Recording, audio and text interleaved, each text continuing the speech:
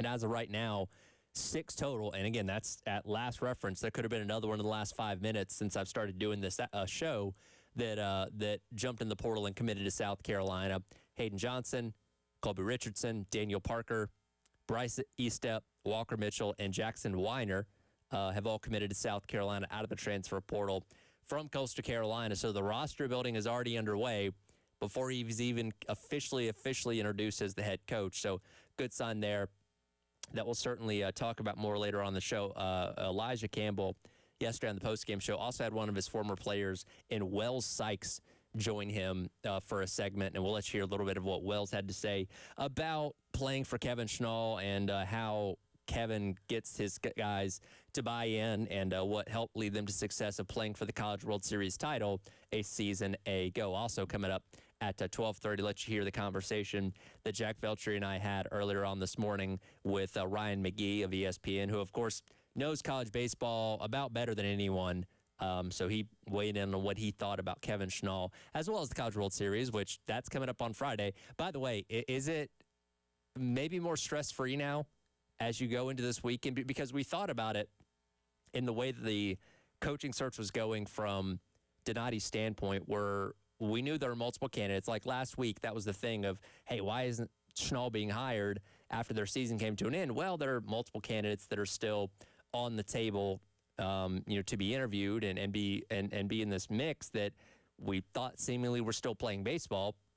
So after this past weekend with Supers, when Sabins, Skylar Meade, Scott Forbes all ended up extending their seasons out to Omaha, we thought, man, that means at the earliest, and I said this yesterday, literally 30 minutes before the Schnall news officially broke, that I didn't think we were going to get a hire made this week. I thought at earliest you're talking Tuesday or Wednesday of next week before they could even meet with a Sabins, even meet with a Skylar Meade or a Forbes or whoever in Omaha, because the earliest those seasons would come to an end would be on Sunday. So Sunday happens.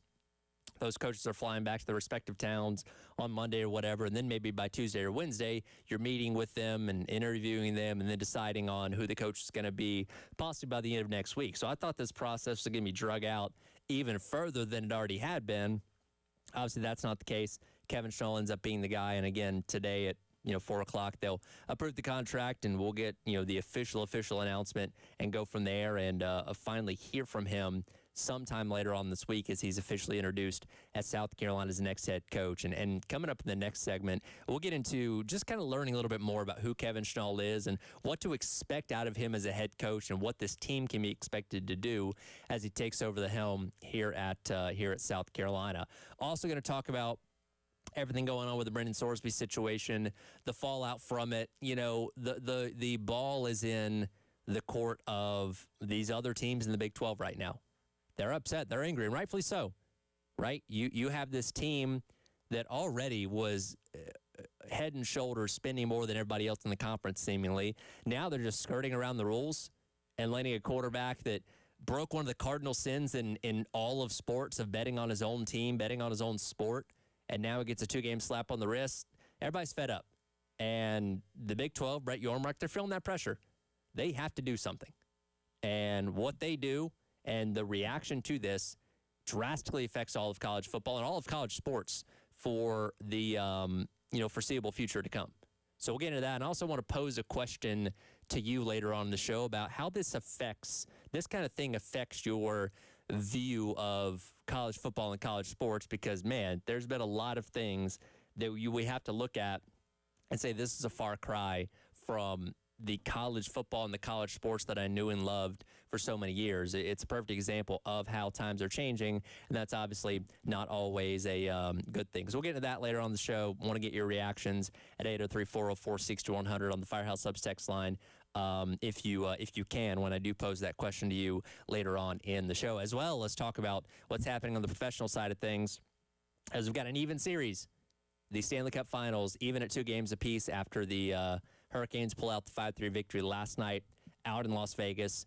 They finally decided scoring in the first period was something they wanted to do, scoring 3 of those. Vegas Knights did come back, but the Hurricanes ended up picking the 5-3 victory, that last goal coming in the last minute on an empty netter there in Las Vegas to even the series. And now it's a whole new ballgame. It's a best of 3. They're coming back to Carolina for the game coming up, game number 5 coming up tomorrow, and then it's best 2 out of 3. Whoever gets 2 more wins ends up winning the whole series and claiming the Stanley Cup. And you're facing a similar situation as well when it comes to the NBA Finals, as their game 4 is coming up tonight. Spurs obviously got their first win and ended the Knicks' long winning streak at 13 games the other day by picking up that win in the MSG. And if they can steal game number 4 and even the series as it heads back to San Antonio, all the momentum's on their side, right? So we could have similar situations when it comes to both professional series as they have their 4th games in terms of momentum shift for the team that has been down and tying up the series, which would be fun, would be exciting to watch. As I've said many times, I don't have a dog in the fight for the NHL. I don't have a dog in the fight for the NBA Finals. I just want to be entertained.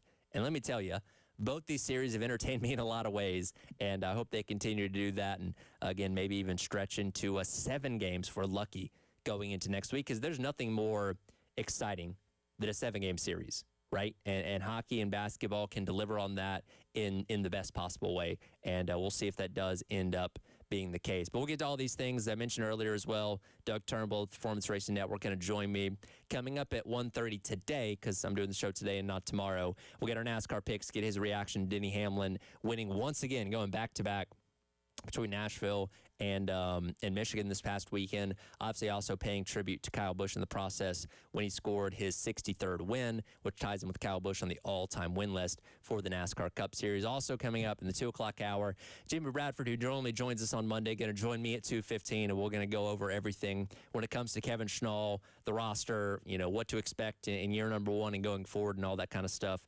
as well. So got a loaded show for you coming up. We'll dive into Kevin Schnall, learning more about him. I'll let you hear some of the things that he said over the years that really stand out during his time at Coastal Carolina. It is the halftime show. Tyler Head and Captain Dave on your Wednesday on the game.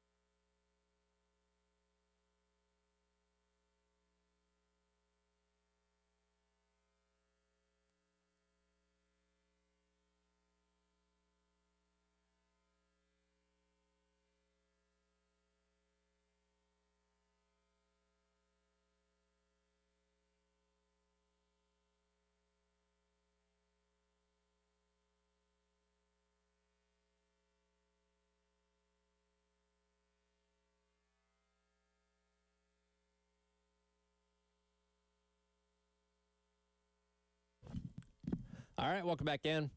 Halftime show. Tyler Head, Captain Dave, along with you here on your Wednesday on the game.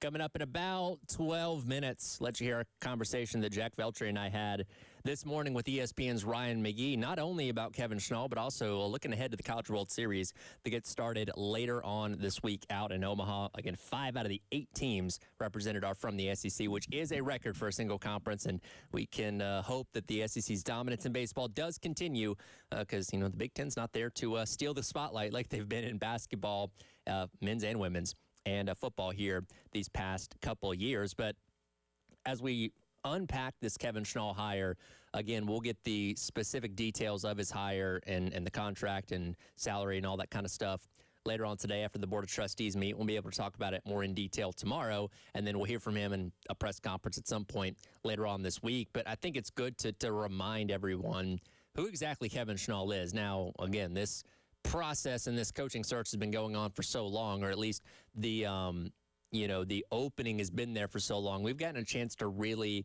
dive deep into all these candidates over the course of the past couple months, Schnall being kind of the main headliner throughout that entire time. But Fitzgerald, Sabins, all those kind of guys, we've gotten a chance to really understand who they are over the course of these past couple of weeks and months. But for a reminder, if anybody has forgotten, Kevin Schnall was a coastal lifer for the most part. Played there, coached there under Gary Gilmore in 2 different stints, including that 2016 team that won the national championship, and then coached, was the assistant all the way up until 2 years ago when Gilmore retires, hands over the keys to the kingdom to Kevin Schnall, who then takes that team all the way to the College World Series final. Of course, famously got ejected in that final. I was certainly fired up about that, but got them there nonetheless. Had another really strong season this year. Only got into the NCAA tournament, got bounced in the Tallahassee Regional or not this past weekend, the weekend prior, but still 2 very successful seasons to start his head coaching career at Coastal Carolina, and now is coming to South Carolina to hopefully bring this program back to glory, right? That was what the objective is for whoever this head coach was going to be, is can you get South Carolina back to being a legitimate national championship contender, making trips to Omaha, something this program got so used to doing for so many years under Ray Tanner, and hasn't been there or done that in a decade and a half. But as he comes in here, and again, we'll get a chance to meet him, he has an interesting personality, right? He is somebody that is very no-nonsense, very straightforward. I don't know if we're going to get the opportunity to have him on the show or sit down with him in person or anything like that. But if we do, I don't know if it's going to be a lot of fun conversations about movies and TV shows and candy and soda and that kind of stuff, which is fine because Kevin Schnall is a very straightforward, no-nonsense personality, and I appreciate that in a coach. He's very hard-nosed. He tells it like it is, and look, if he thinks something is not right, he's not afraid to call it out. And I take you to, this will be cut number 2 here, Dave. This was in, I believe, the regional last year. I remember talking about this when it happened, where the situation came up with Kevin O'Sullivan, of course, the coach at Florida now, who at one time was a serious contender for the South Carolina job, disrespected the grounds crew at Coastal Carolina. And Kevin Schnall did not hold back in giving his opinion on how that situation went down. One last thing I have is I have to say this.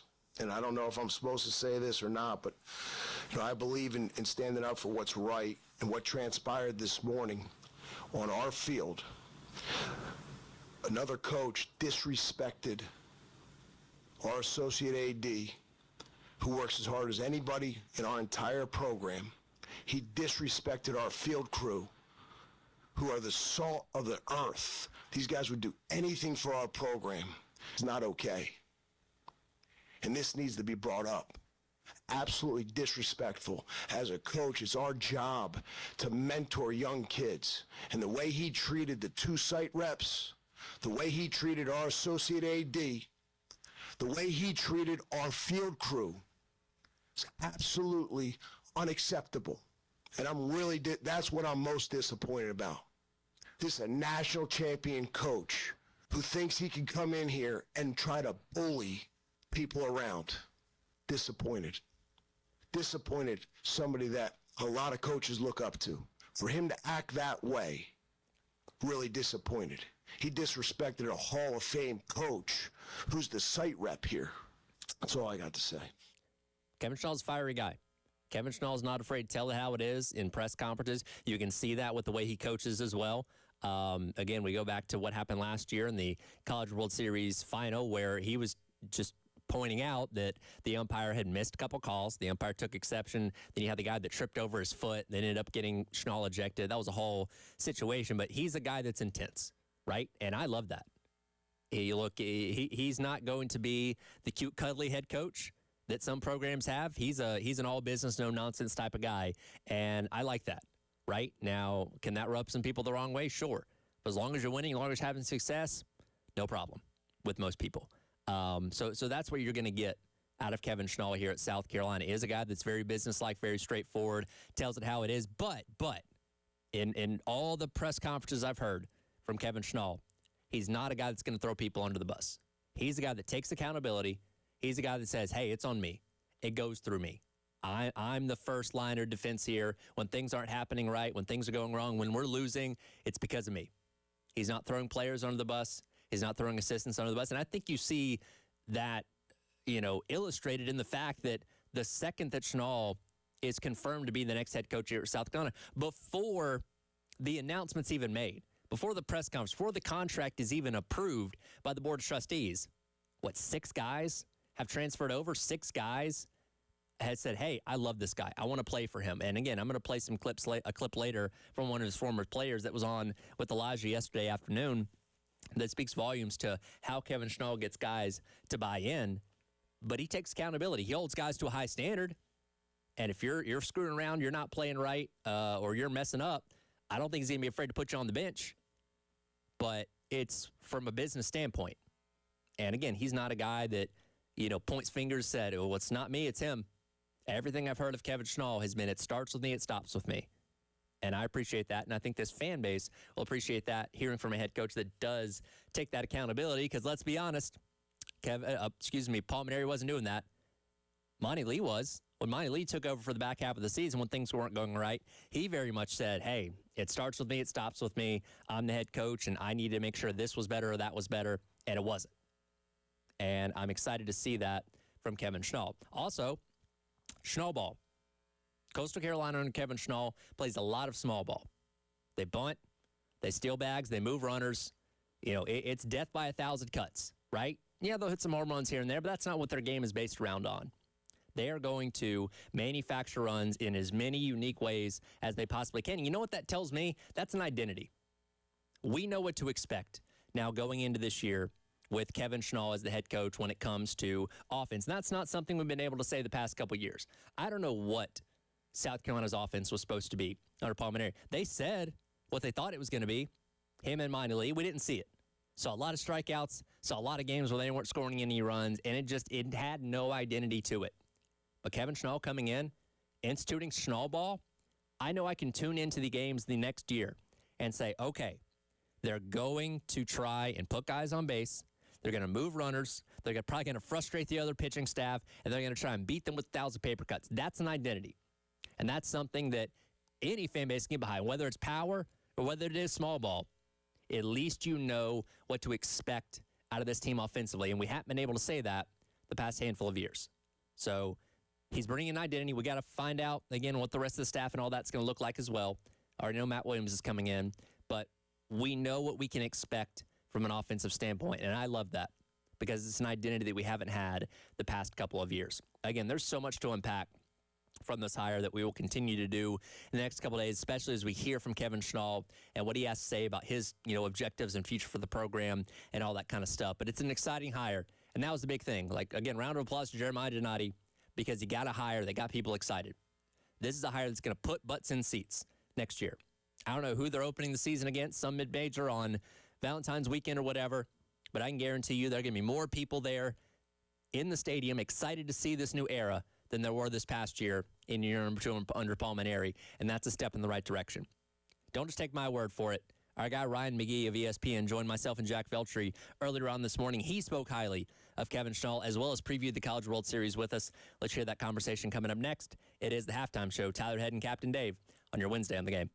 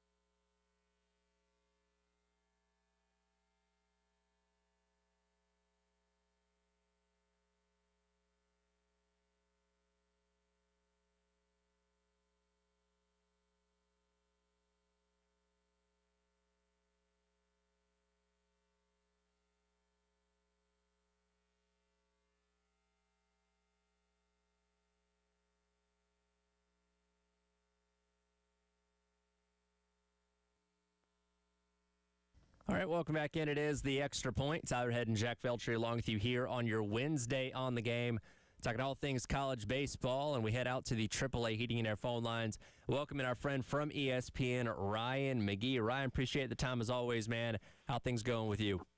It's good. It's if I'm being honest with you, the College World Series being a week earlier this year has kind of thrown off my equilibrium. We have been we're in heavy Omaha prep mode. I leave in a week from today, so I go in for the Final Four basically. But yeah, okay. We're writing scripts and writing TV pieces and writing .com pieces. But no, it's exciting, man. I'm ready to get out there. Well, speaking of it exciting, you come in at a great time to join us today because it's exciting times here in Columbia as South Carolina, and you know better than anybody the history of this program and what this fan base expects. Makes a big hire with Kevin Schnall, who's set to be announced officially here in the next couple days as its next head baseball coach.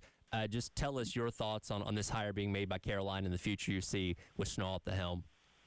Well, he's just a good baseball coach, and he's a great recruiter. And, you know, it's no secret what they've done at Coastal. The reality is, I think if we hadn't had an over-aggressive umpire in Omaha last year, Coastal would they might have won a national championship. And so he doesn't know how to do anything but work. And I know this decision has been difficult for him because he's a Chanticleer, and you know he was a part of that famous 2016 team, and he's been a part of that program, but now he has the chance to go to the SEC and to have those resources and to all the work that he's done to build and to keep building what they've done at Coastal.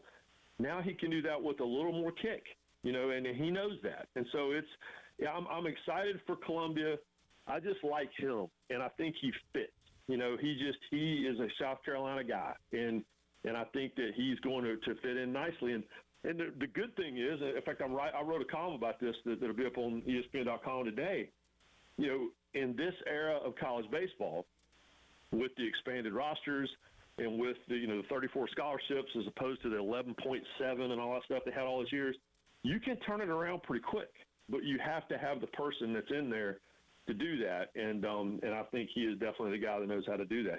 He can go shopping now. You know, he's had to be a lot more creative down at Coastal when it comes to putting together that roster, and now he can take that creativity and apply it to a situation where he has, you know, a little more juice to go shopping with. Hey, Ryan, I think the question everyone has as far as Gamecock fans go, okay, you brought in Schnall.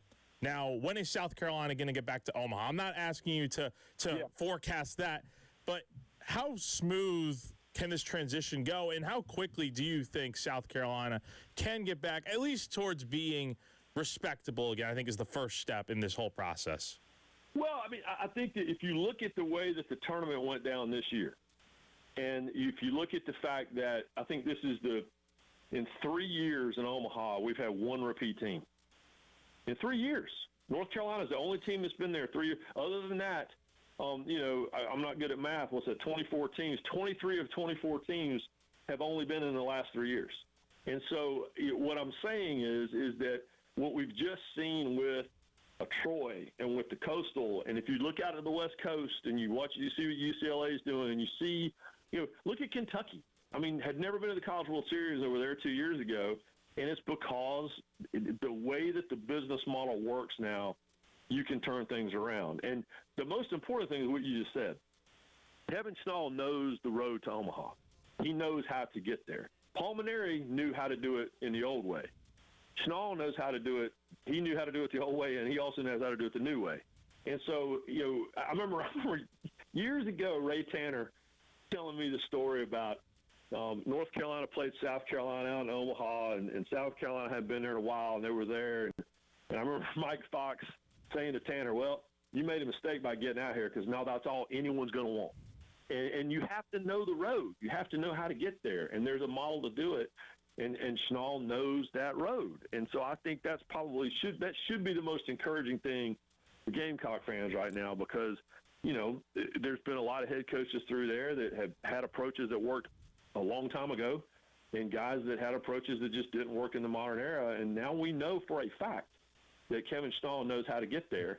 And, you know, he can apply that to down the road. ESPN's Ryan McGee joining us here on the AAA Heating Air phone lines. You mentioned the field in Omaha has returned our attention to the College World Series starting later on this week. So many storylines here. You got a Georgia and Wes Johnson getting there for the first time since '08. Guys like Jim Schnall, Nagel, and Skip Johnson that have come close to winning the whole thing back in the fold once again. Incredible stories for West Virginia and Troy getting there for the first time. Scott Forbes in North Carolina going back again, as you just mentioned. Where's your focus in terms of stories with this thing starting later on this week?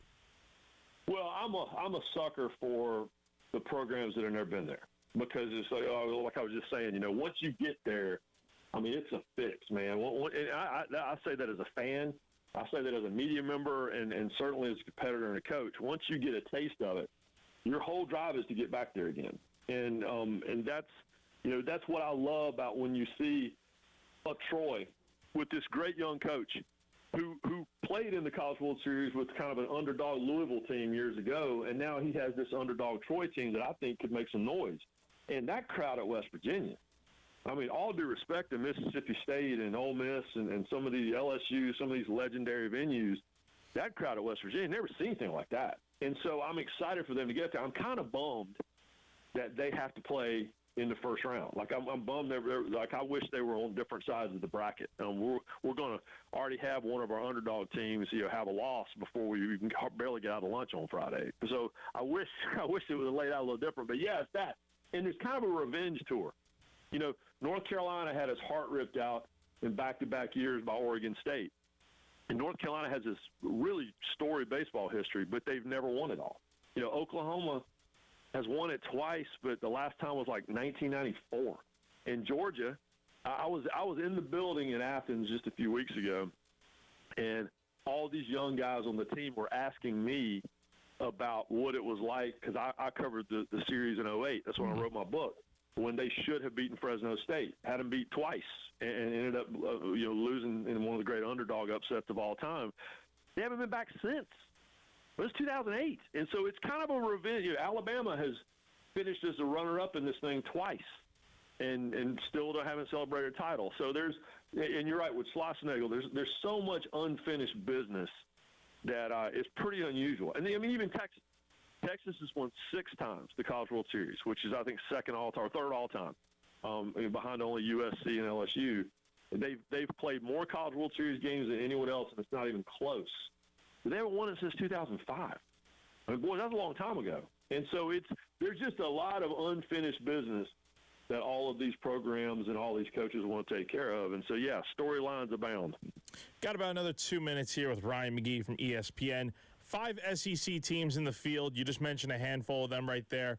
How much pressure is on the SEC to win the College World Series here, in your opinion? Well, the good news is the Big Ten's not there, so they don't have to worry about that. True. I covered the college football playoff, and I watched the Big Ten win the national championship. I was at the Final Four, and I watched the Big Ten win the national championship. When I was standing on the court for all the post-game stuff, when watching Michigan celebrate, and I was sitting there thinking, man, UCLA is really good, and I'm sitting there thinking, USC is really good. Oregon's pretty good. The Big Ten has a chance to win all 3 championships in one year, which has not happened a lot when it comes to men's athletics. But, yeah, there's pressure because it's kind of what they're hanging their hat on now, because they've taken a PR hit, fair or unfair, about having, the audacity to not win a national championship in a few years and, not winning a basketball championship this year. This is the last one left. And so go off in the summer before we all get ready for media days, on a winning note. And but yes, the people in Birmingham will tell you they don't think about these things. But I can tell you, beyond any shadow of a doubt, they think about it all the time. Last 30 seconds here. You mentioned getting to be at all those great championship events. Is Omaha the most fun one to cover? Oh yeah, that's my favorite. I mean, and I make I never apologize for that. I was at the Indy 500 a few weeks ago, and I'm at the College World Series, and those are my 2 favorite events because they're so ingrained in the identity of the city and the citizens. It's just you can't imagine Omaha without the College World Series, and you can't imagine the College World Series without Omaha. And so yeah, no, it's the best. And now the new ballpark, I'm putting that in air quotes. The new ballpark that's been there for 15 years, that neighborhood's grown in now, and it's kind of starting to feel like Rosenblatt, places to go and right. a lot of partying going on. So it's going to be nuts. Real quick, I went to my first Indy 500 this year myself. I can attest. Phenomenal environment. I hope I can get to Omaha one day and check it out myself.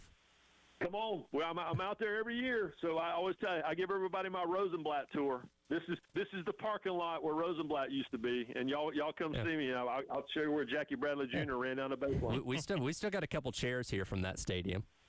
Oh, the best. Yeah. I mean, I have one in my basement, and it's but I have the Ryan McGee get in my rental car tour every year. We'll have to take that one day, Jack. People will go take them there. So come on. Caroline makes it Omaha next year. We're taking that tour with Ryan McGee. Go ahead and book it now. Oh yeah. All right, Ryan, we appreciate it, man. Have fun in Omaha. All right, guys, appreciate it. Ryan McGee of ESPN. We'll wrap up the hour up next here on your Wednesday on the Game.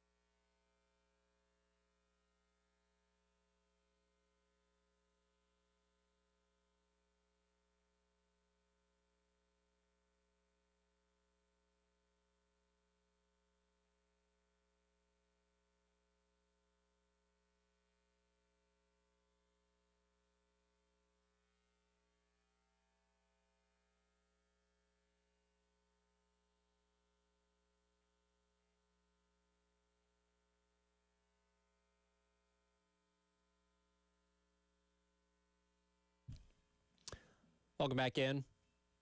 Halftime show. Saturday, Captain Dave wrapping up hour number 1 here on your Wednesday on the Game. Again, appreciate Ryan McGee joining us earlier on in the day, and excited to see the College World Series start later on this week. As I mentioned, it is less pressure now from a Carolina fan standpoint because you're not, I guess, rooting for or against certain teams. Like, all right, I want Steve Sabins to be our coach. Let me root against West Virginia.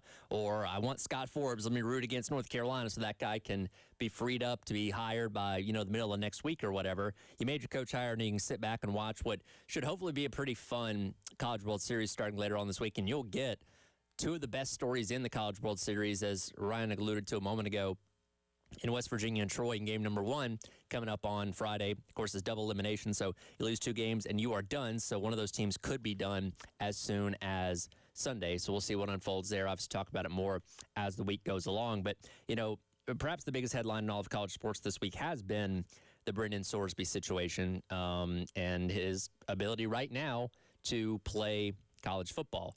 I want to pose a question coming up in the next hour in regards to this situation, and I want your thoughts on it. But, for the time being, it has allowed a lot of people in the fallout of this to bring up just how far we've come in terms of what used to be allowed and now what is allowed, right? And again, we talk about it so much.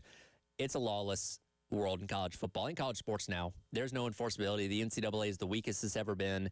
Josh Pate alluded to it a couple days ago on a show, that the NCAA is nothing more than 4 letters. And that's true, because despite the fact that Brendan Sorsby egregiously broke very specific rules about gambling on your own sport and your own team, right now he's still eligible to play this upcoming season. And when you look back, a lot of people have been sharing these stories from years past of what used to get you in a lot of trouble with the NCAA that now seems laughable compared to the things that you're allowed to get away with. Dave, I want to get some of your thoughts on this because some of these do involve South Carolina, or at least one of them does. For so many years, everybody quaked in fear of the NCAA and finding infractions or violations that you had committed and what they were going to do to you. And again, it brings up so many of these crazy stories, and I'm sure you remember this. 2014, when South Carolina self-reported a violation in reference to frosting or icing, on a cookie cake that was given to recruits because decorative items, quote unquote, are special additions to prospective student athletes that were not permissible by the NCAA, even though I don't believe any penalty came from this. There's a lot of stuff going on back then. Mm-hmm. I mean, they did the whole thing about, discounted hotel rooms. Yep. Can't have that. You can't. The entire Tattoo-gate situation that ended up leading to the ousting of Jim Tressel at Ohio State, like, that's laughable now. Because, again, those guys were basically being paid in tattoos, so to speak, for their services there at Ohio State. Some of these other ridiculous stories that I've come across in recent days. The old bagel rule. Do you remember this? The rule about bagels? I remember one about bananas. Somebody got bananas on the swim team. So the NCAA used to have a rule that said schools could provide fruits, nuts, and bagels to student athletes at any time. Spreads and toppings on bagels were prohibited, and that reasoning was to prevent something intended as a snack or supplement from becoming a meal. Essentially, you could get in trouble, and schools did have to self-report this. You could get in trouble for a student athlete putting cream cheese on a bagel that you provided to them. You could provide them a plain bagel, but the second you gave them cream cheese or peanut butter or jelly, whatever, you were in line to be penalized by the NCAA. And schools did actually report this kind of stuff. Now, they eventually amended that rule and changed it because of how ridiculous it was. And, there were stories of student athletes that were going hungry because the schools weren't allowed to provide them enough food. But still, at one point in time, we were quite literally judging, or the NCAA at least was, judging what you could put on a bagel in terms of eligibility and penalties and that kind of stuff. Yeah, and then we had a whole UNC thing where they had the courses that weren't real courses, right? Yep. And, hey, sorry, that can go. We have no problem with that. Well, and if that situation came up today and the NCAA tried to penalize them, well, you just get a, judge up in Chapel Hill to grant your preliminary injunction, and those guys are off scot-free. No problem there. Another one that I'd forgotten about, Monet Davis, who was a part of, was it 2014 Little League World Series? The girl that played on one of the American teams that really kind of captivated, the country and became kind of the biggest star of that year's World Series. Well, she was a big UConn women's basketball fan. And after their run in the Little League World Series, Gino Ariema, and like this girl was like 12 at this point in time, Gino Ariema called and congratulated her. Like this guy that's, the coach of her favorite program, an idol to her, congratulated her on a completely different sport. And the NCAA viewed that as a recruiting violation because she was a prospective student athlete or whatever that never even ended up going to UConn to play basketball. But again, we all cowered in fear because we thought the NCAA had a real power to enforce all these rules and rule with an iron fist like they did for basically 100-plus years. And then people started taking them to court, and it's like, oh, actually, that's not the case. And now to the point where, as insane as it is, I don't think anybody was shocked by what happened with Sorsby the other day because the NCAA has no teeth anymore. They can't enforce a single rule because of these preliminary injunctions, and that's what's allowing this Wild Westness to continue to run rampant, and people hate it, right? And it's, I guess the question I'm going to ask the next hour will relate to this, but is it going to drive you away from college football? I'm really interested in knowing because, man, it's a far cry from where it was a couple years ago. We'll dive into that more in hour number 2, as well as get back into Kevin Schnall and the roster that is appearing before our eyes, even before he's officially been announced as South Carolina's new head baseball coach. That's coming up in hour number 2 as the halftime show. Tyler Head and Captain Dave on the game.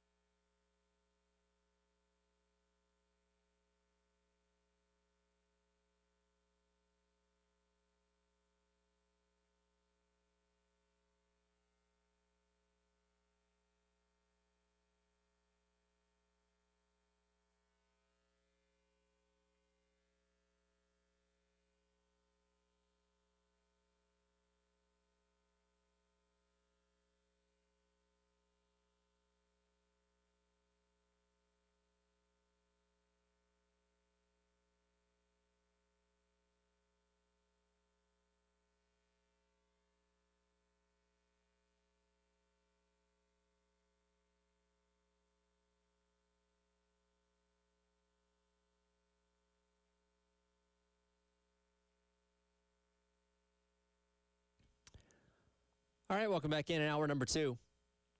It is the halftime show. Cap and Dave, Tyler Head along with you here on your Wednesday on the game. Coming up, bottom of the hour at 1:30, Doug Turnbull going to join us to talk some NASCAR in reference to Denny Hamlin going back-to-back with the win last week at Nashville and doing it once again at Michigan this past weekend, coming from the back in the process and, surviving a lot of chaos and carnage throughout that race, including one of the hardest hits and wrecks you'll ever see with Christopher Bell and Chase Elliott. We'll dive into all that and make our picks and everything. Bill did send me his picks. I don't know what Bill is doing right now, Dave, but he was at least able to respond to my text message. Was last night the Post Malone concert? I know he's going one of these days. Was that last night in Charlotte? Do you know? I'm not sure. I know last night was it Carrot Top? Who was it? Was he going to see Carrot Top? Maybe so. Okay. Carrot Top's still doing stand-up? As far as I know. Is he selling steroids, by the way?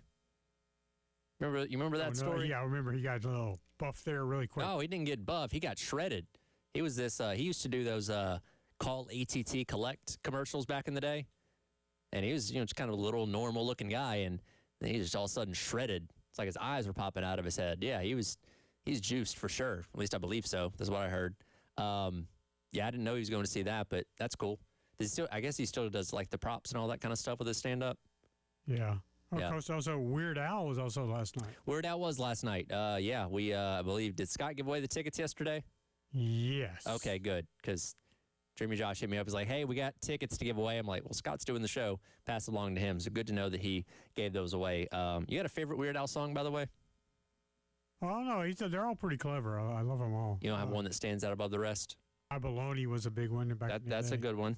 I think Eat It might be my favorite, but I went through the catalog the other day, and there's so many good ones. I Lost on Jeopardy, obviously Amish Paradise, White and Nerdy. I could go on and on. He didn't miss very often. It's true. Was that a movie he did? UHF? Was that the one? What's up? He did a movie years and years and years ago. Oh, I didn't know that. Yeah, I believe it was UHF, I think. Okay. No, I've checked that out. If you went to go see Weird Al Yankovic last night, let us know how it was. 803-404-6100. Of course, talking a lot about Kevin Schnall. Again, Board of Trustees meeting coming up today at 4 o'clock to approve the contract, which will get details and obviously what his salaries and incentives and all that kind of stuff is. And, I mean, I would anticipate he's probably going to be somewhere in the $1 million to $1.5 million range.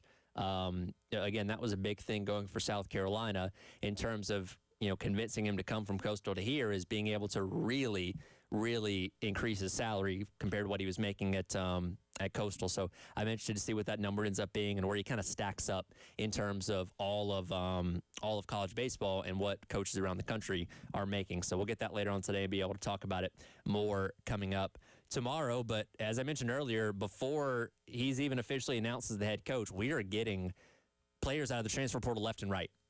Pretty much from Coastal, as those guys found out where Schnall was going to be coaching in 2027, and many of them jumped in the portal immediately with do not contact tags. And as of right now, and let me go to refresh Gamecock Central one more time just to make sure there hasn't been any ads, but you've gotten 6 total guys that have come into the transfer portal from Coastal Carolina so far within the 24 hours since Kevin Schnall has been confirmed to be the next head coach. You got Hayden Johnson, Colby Richardson, Daniel Parker, and Jackson Weiner as pitchers. Now, Weiner's a two-way player, so he can play some infield, too.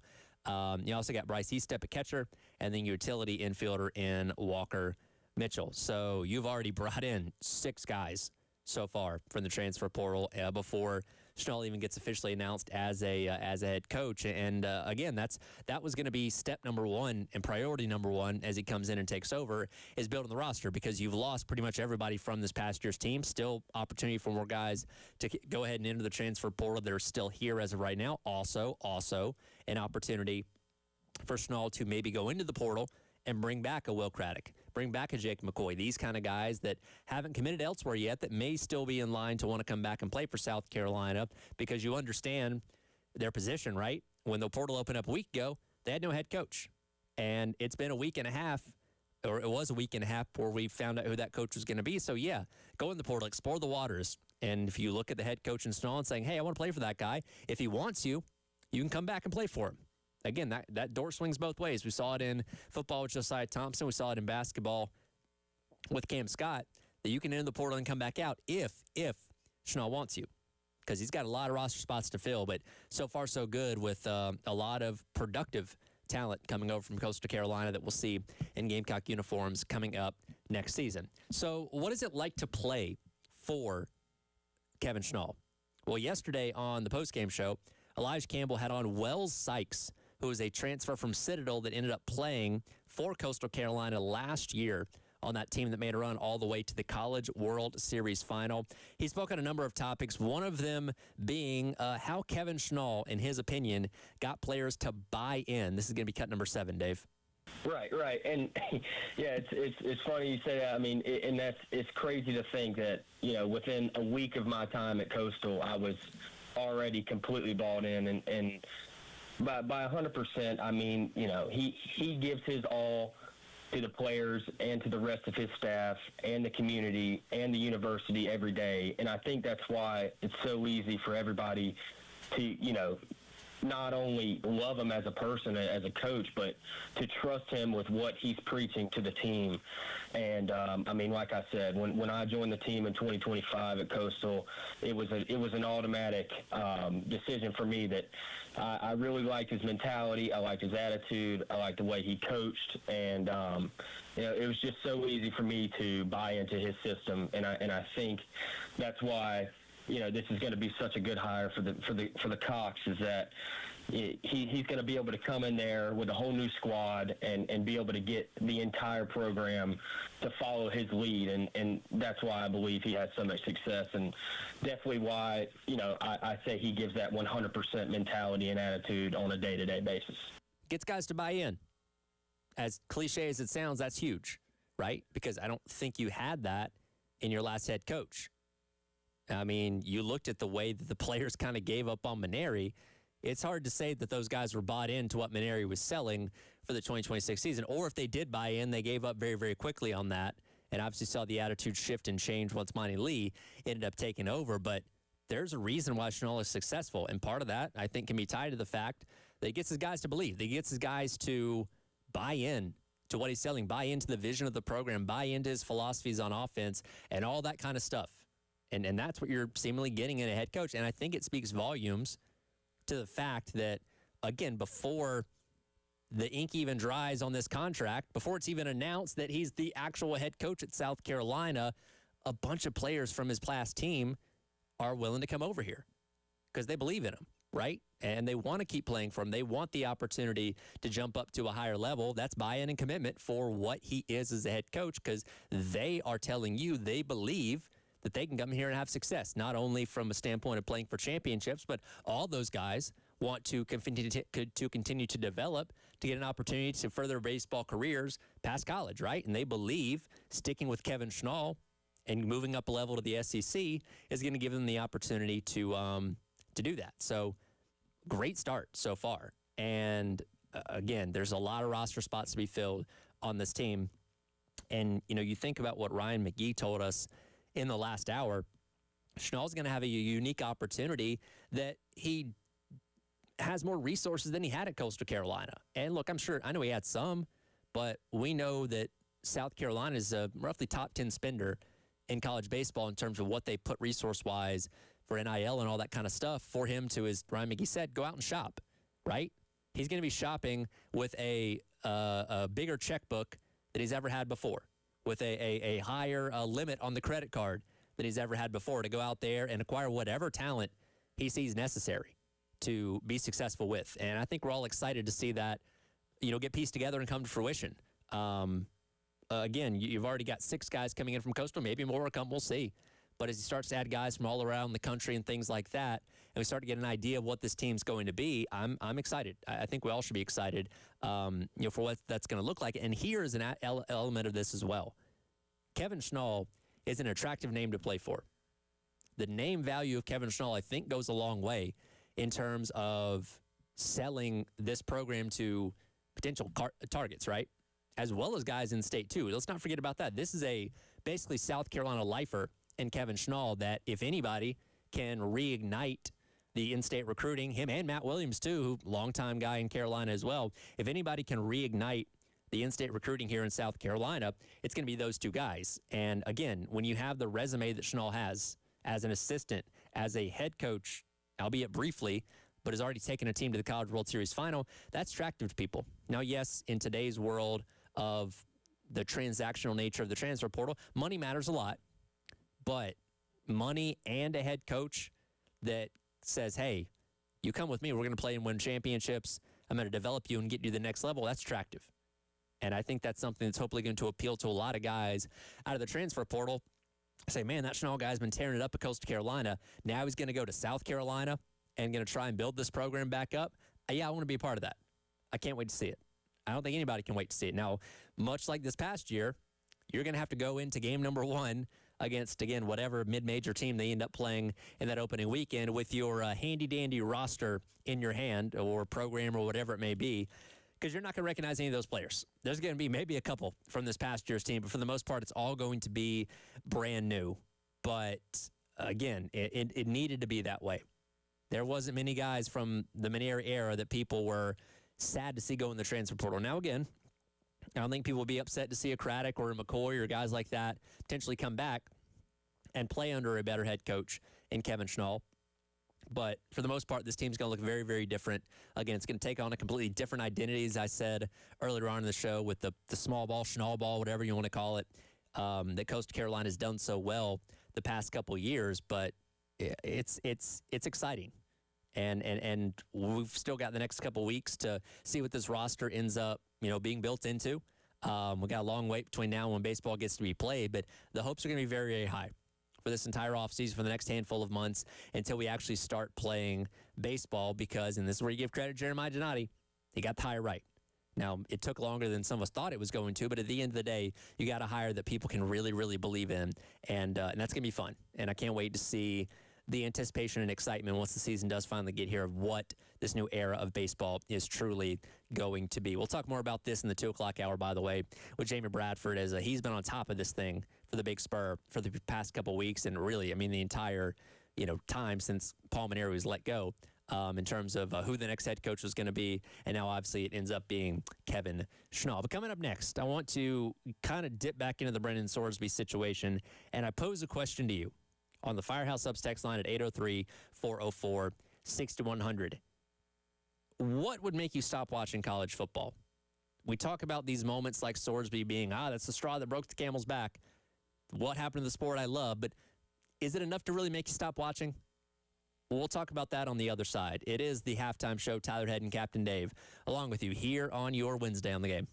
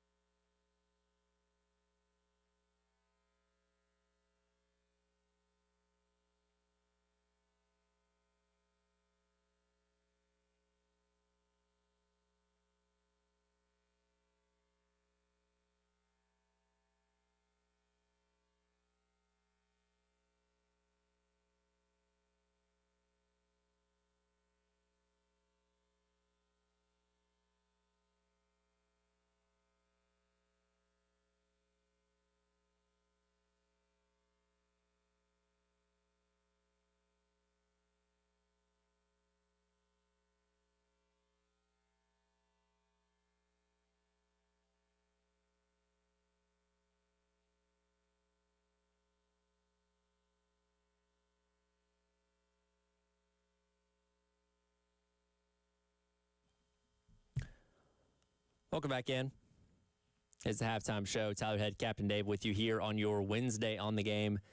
Doug Turnbull is going to join us in about 10 minutes to talk about the latest stuff in the NASCAR world. We'll also give our picks for the week as well. Again, I got Bill's a little bit earlier from texting him. I don't know what he's doing right now, but he was good enough to text in. We'll get those picks coming up at the end of that next segment with Doug Turnbull. But this Brendan Sorsby thing continues to be the biggest headline of the week in college football, and quite frankly will be one of the biggest headlines of what's been a very busy and chaotic offseason in college football so far. And again, we all know what the situation is up to this point. Now we're waiting to see, hey, are these athletic directors for the other Big 12 schools going to actually not play Texas Tech, and how's the Big 12 going to respond? Are they going to institute some kind of suspension or something like that? We'll have to see. But I saw a tweet yesterday, and keep in mind, this is a guy in Ben Golan who writes for On3 that covers Texas Tech, so he's going to have a little bit more of a biased opinion on this. But he had a tweet yesterday or 2 days ago that said, every single person that is tweeting Texas Tech has ruined college sports is going to watch all the college football games this fall, including Sorsby's debut. They don't actually believe Texas Tech has ruined anything. They're just upset a national title contender got better today. I don't agree with everything that he said there, because even if, I don't know, the quarterback in question was at Akron and he committed the same kind of atrocities with the gambling that Sorsby did, him being granted a preliminary injunction to play would still be a really big deal in college football. It is a bigger deal because it's Texas Tech, but I don't think people would just gloss over and ignore it if the guy was on a team that wasn't that good.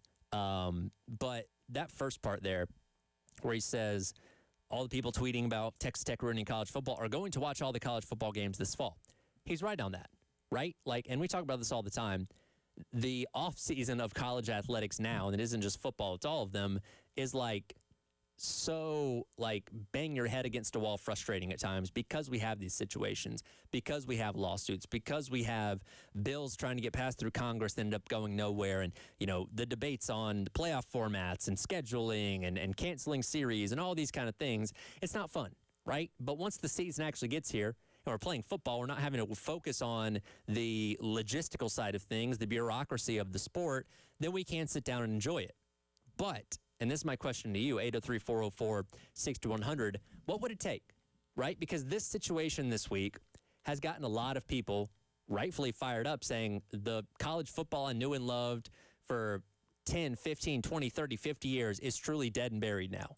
And again, we've been trending in this direction for a while with all the changes and the freedoms from student athletes and all that kind of stuff, which I'm in support of. I have no problem with student athletes making money. I will always be in that camp. But the lack of enforceability of rules has just made this more and more chaotic. And the Sorsby situation is the most egregious example of that. But here's the thing. The powers that be in college football, the Big Ten, the SEC, the conferences, as long as you're still watching, as long as you're still turning in record numbers for their viewership, year in and year out, which they're still doing for the college football playoff and all that kind of stuff, the alarm bells aren't going off, because they're still printing money left and right because they know they got you hooked.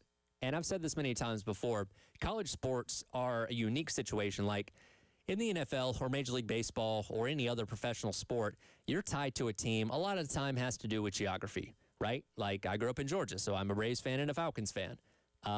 And I chose those teams because they are representing my state, representing my city of Atlanta, and they're games that I could go to myself a lot more feasibly than other teams. So that's my connection to those teams.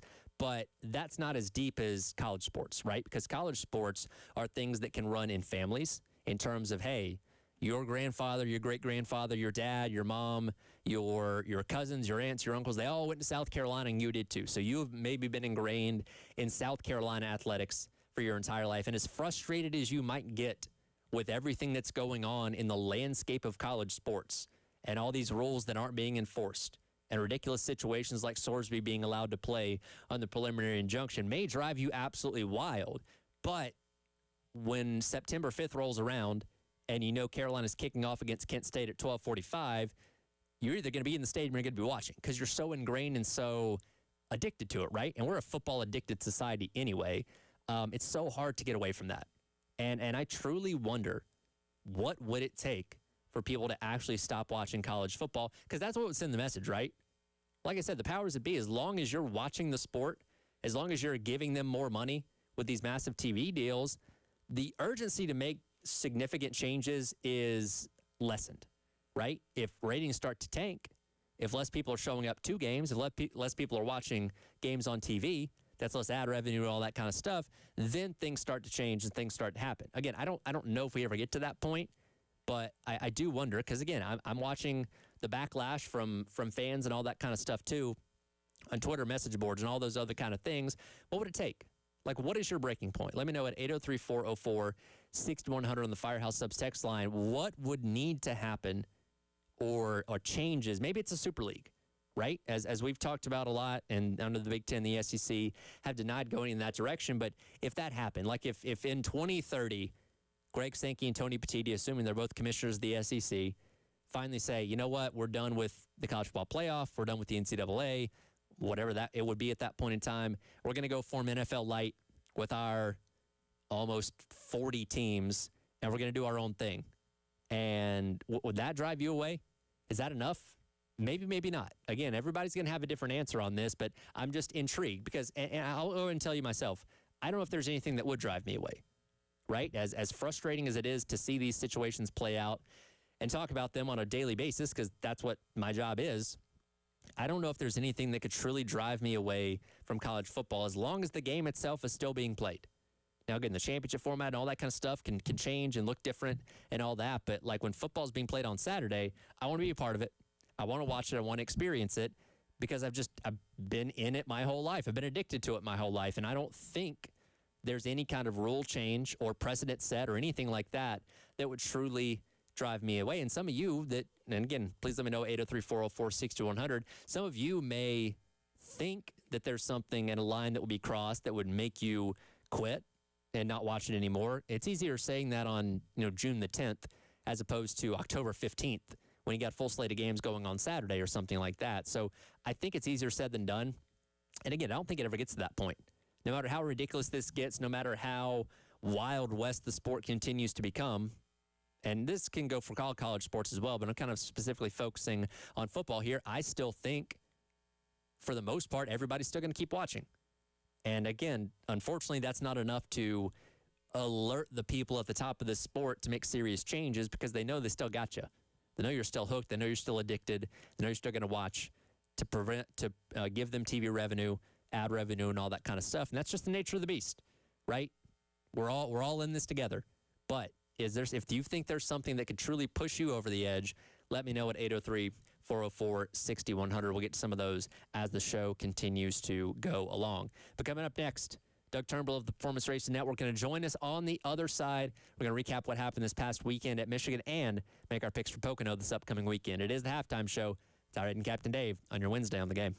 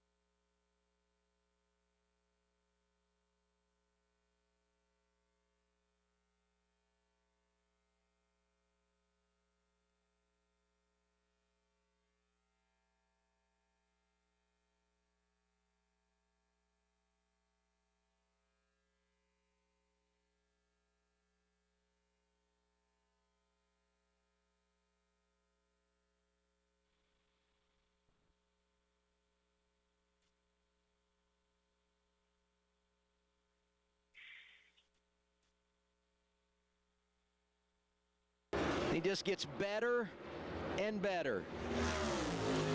Denny Hamlin going to get his 4th victory here at Michigan International Speedway. Exclamation point to finish it in the Irish Hills for driver 11. Welcome back in. It is the halftime show. Tyler Head and Captain Dave with you on your Wednesday here on the game. That was a call on Prime on Sunday as Denny Hamlin picks up another win, 2nd points-paying win in a row for him at Michigan International Speedway in the Firekeepers Casino 400, doing it by a pretty significant margin, 11.11 seconds for the 11 car with that victory. As we welcome in our guy Doug Turnbull on the Performance Racing Network on the AAA Heating and Air phone lines. 2 weeks in a row, he has to start at the back last week for a restart violation at the start of the race. Then this week for adjustments made after qualifying, where he did win the pole, and after 400 miles finds himself at the front and just ends up pulling away from the pack. So you can throw a lot of challenges at Denny Hamlin, but he'll find his way to the front and right now find his way to victory lane once again. Gosh, yeah, and good afternoon to you and everybody out there. And, yeah, absolutely right about Hamlin. I don't know what different to say about him than Nashville, except maybe his car was at one point less dominant in this race. It took him a little longer to get to the front, and he spun out in the middle of the race as opposed to having to pass through a penalty at the beginning like he did in Nashville. Had to start at the back. I mean, it is Hamlin season, SZN, Hamlin season. And I know that this win, and he won by in the 11 car the week that Ned Jarrett died, or the days after Ned Jarrett died, he wins in the 11 car that Ned Jarrett drove. He won by 11.11 seconds. I thought that was pretty interesting for a numeroid like me. And I mean, what can you say? Now, I will say he didn't have an 11 seconds better car than the rest of the field. This wasn't Shane Van Gisbergen at a road course. This was clean air, and the 2nd, 3rd, and 4th place guys racing the heck out of each other, all desperate for that win and desperate to finish second, right? So I think that played into it as well. I think too much could be read into the finish, but it was really just the fact that he said on his show this week, my last comment about it, he said on his show this week, an emotional driver is not a good driver. Hamlin, for whatever emotions he might have, does not ever let it overcome him. I've heard him get penalties, including, I think, that passer penalty at Nashville a week ago. He never lost it on the radio, that I heard anyway. And some drivers, Carson Hocevar, right, he kind of sees red when he sees the C part, and he gets himself a little trouble, and it costs him a few spots. Hamlin makes the most of it, even when he's not the best car, and here he is, 63 wins, tied for Kyle Busch.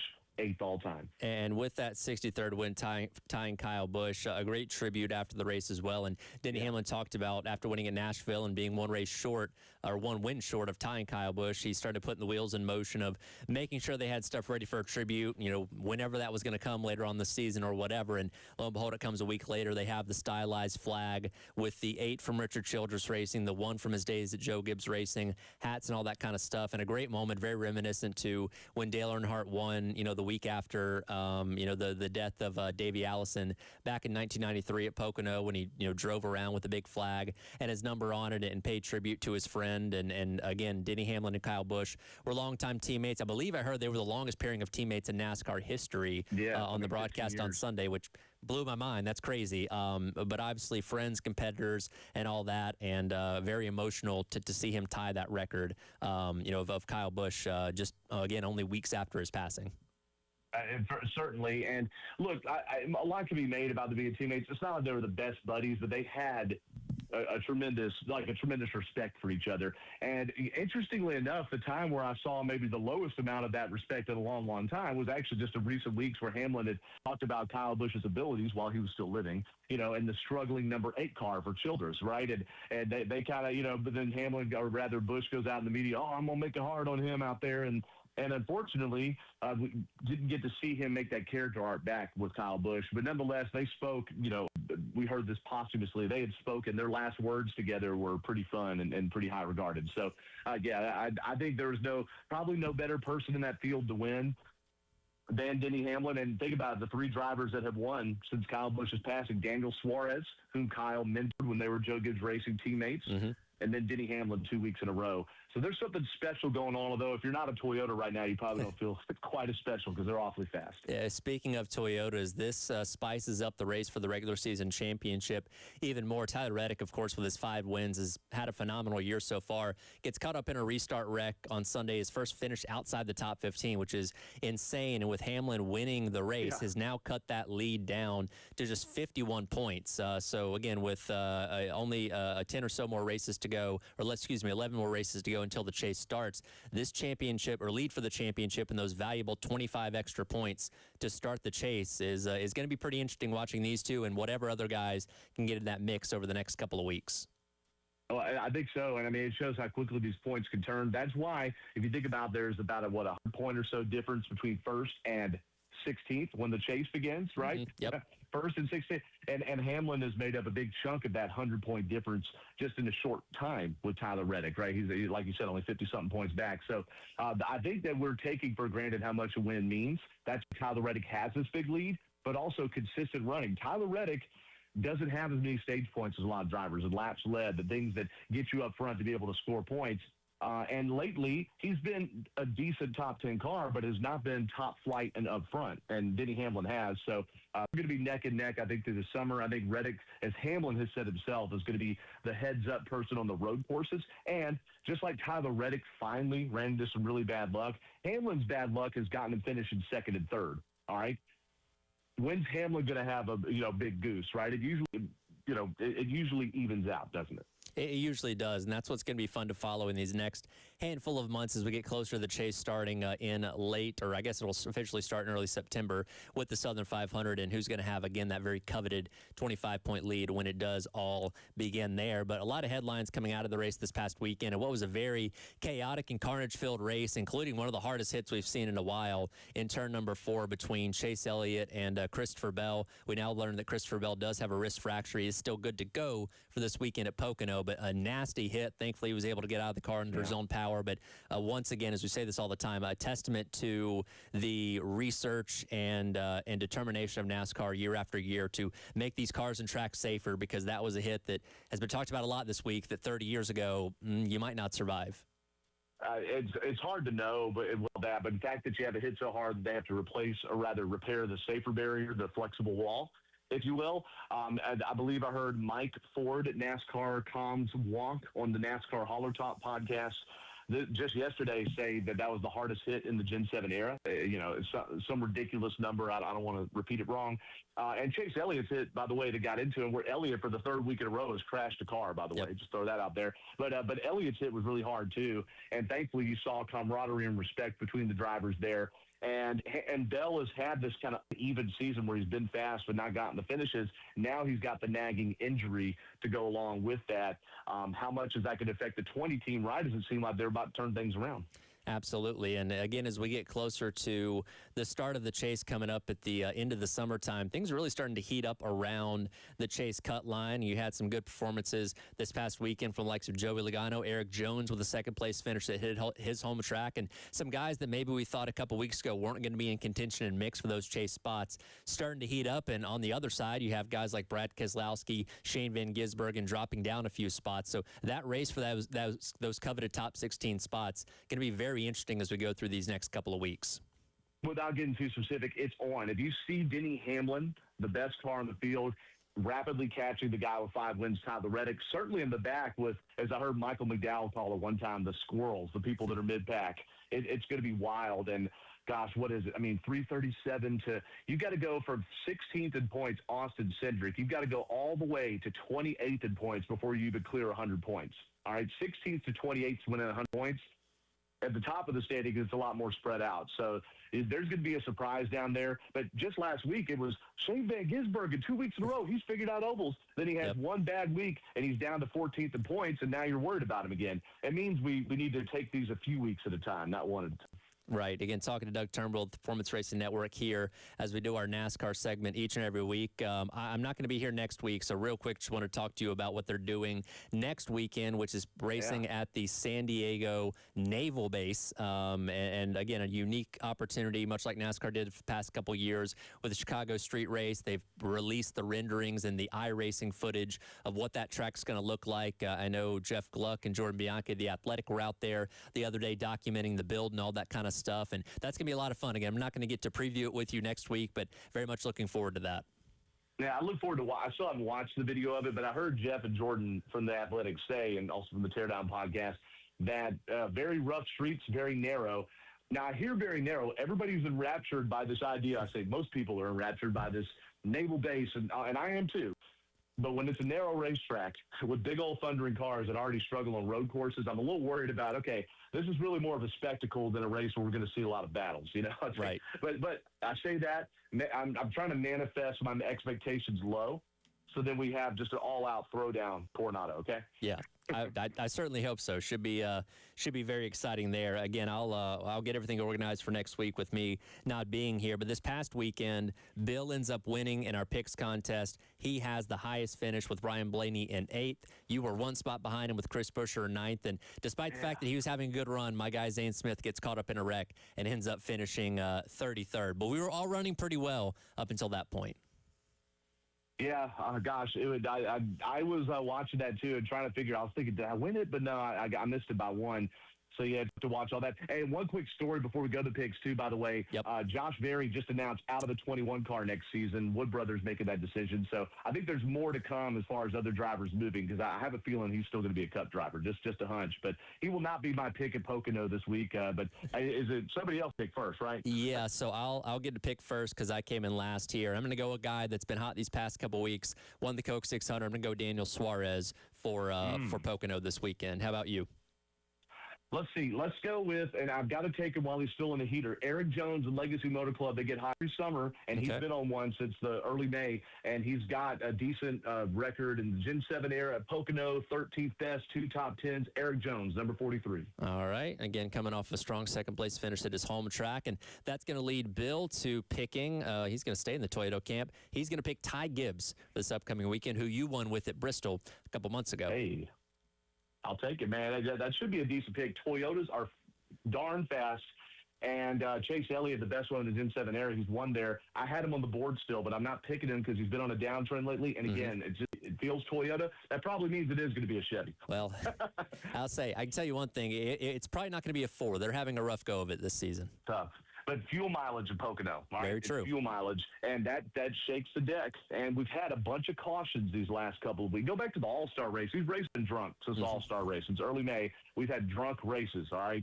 A lot of weird stuff. And part of the reason is because it's hard to pass once they get strung out. So restarts are desperation times. High braking tracks, and Pocono has that. Heat up those brake rotors if they can. We saw that in Nashville. So I can see Pocono being typical, and I could also see it being zany, and weird stuff happens in the Poconos on the triangle. Hey, okay? So, maybe it will be a Ford. Who knows? It's an underrated track, and I enjoy all the Pocono races. Doug, I won't be here next week, but talk to you in a couple weeks. Take care and see you then. Hey, enjoy your time off, buddy. Appreciate you. Doug Turnbull there at the Performance Racing Network, joining us each and every week as he does talk some NASCAR. We'll come back and wrap up hour number 2. It's halftime show here on the game.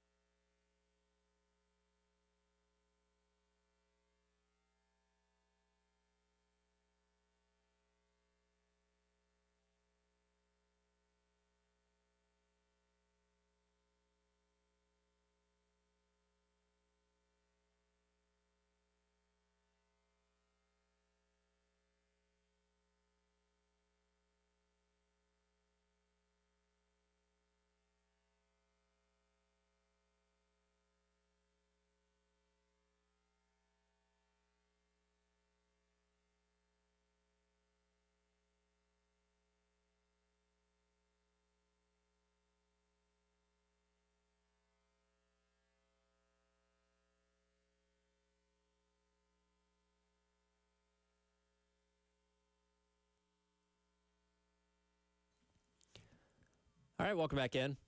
Halftime show.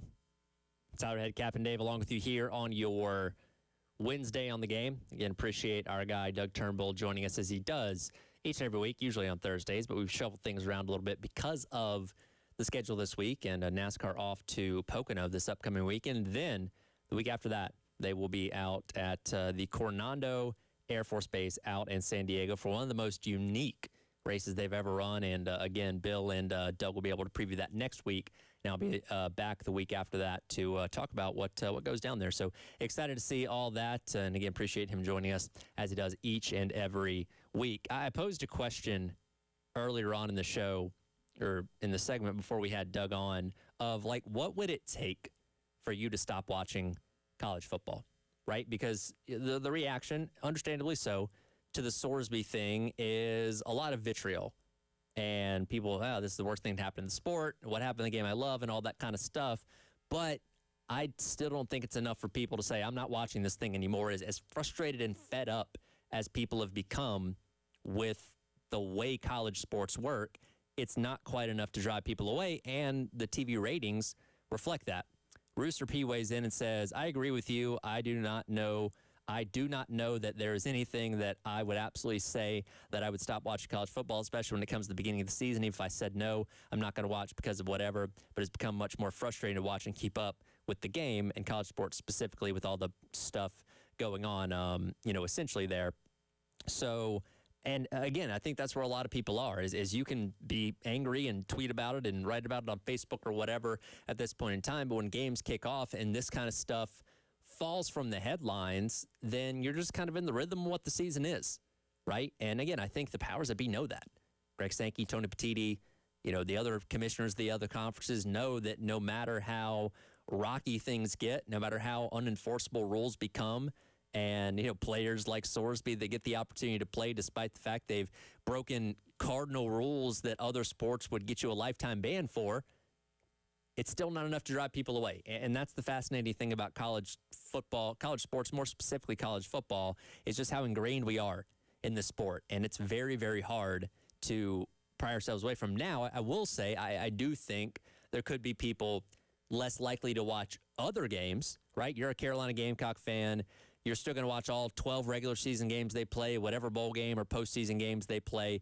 You may not be as inclined to want to watch a full day of college football anymore, and that could affect ratings a little bit. But still, it's not the outright, I'm packing my bags and leaving this and finding some other option to entertain myself on fall Saturdays. That's a lot easier said than done. I guess the one hope with this situation with Sorsby is that it is such an egregious thing that's happening that, again, everybody outside of that Lubbock bubble can agree shouldn't be happening, that it finally forces real change. I don't know if it's this Protect College Sports Act or whatever. That just doesn't seem to be valid enough to really make a difference or get through Congress and the Supreme Court like it need to get its final approvals and be put into place. But maybe this is the wake-up call for a lot of people to finally put in place something, whatever that may be. Maybe it's collective bargaining. I don't know. To allow college sports to reel itself back in a little bit from the wild west nature. Now, again, collective bargaining is probably the way to go there. That being said, and I know Scott talked about this yesterday, why would the players want to collectively bargain? They have a wide open market with no regulation on it for being able to make money, despite the fact that you're not playing or whatever. You can be a backup left tackle and make, $800,000 at some schools or something along those lines per, rumors and speculation. So if I'm a student athlete, why would I give that up, right? Like, I don't think it's going to be as simple as the powers that be saying, hey, we want to collectively bargain, and everybody agrees with it, because you've given so much power and so much leverage to the players at this point in time. If I'm them or their representation, I'm not agreeing to that, right? Unless you just give me an insane piece of the pie that's going to cover that money that I'd be making anyway. Again, people with more legal expertise than I could can advise how exactly that would go down, but I don't think the players would sign off on it, because it's a wild open market right now where you can basically get paid whatever you want, whatever a school is willing to pay you, as opposed to what happens in the professional ranks. But I don't know. It's a good food for thought. Appreciate you waiting in the Firehouse Subs text line at 803-404-6100, because I'm always fascinated to know What would it take for people to actually stop watching college football? Because, again, I don't think that's going to be happening anytime soon. We'll get back into all the Kevin Schnall stuff coming up in the next hour. Also talk a little bit of what's going on in professional ranks as well when it comes to the Stanley Cup Finals and the NBA Finals, too. And Jamie Radford going to join me between 2:15 and 2:45 to give his assessment on the Schnall hire, what this means for South Carolina, and entering into a new era as he'll be formally introduced probably sometime a little bit later on this week. So that's all coming up in the next hour as the halftime show rolls along. Tyler Head and Captain Dave on your Wednesday on the Game.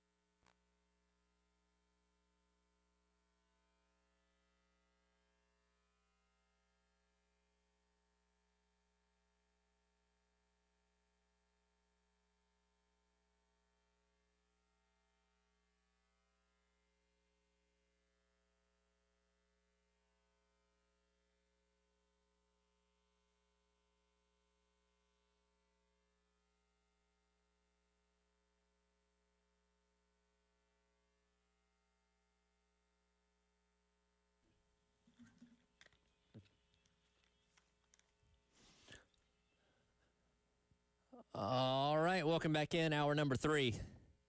It's the halftime show. Tyler Head and Captain Dave along with you here on The Game.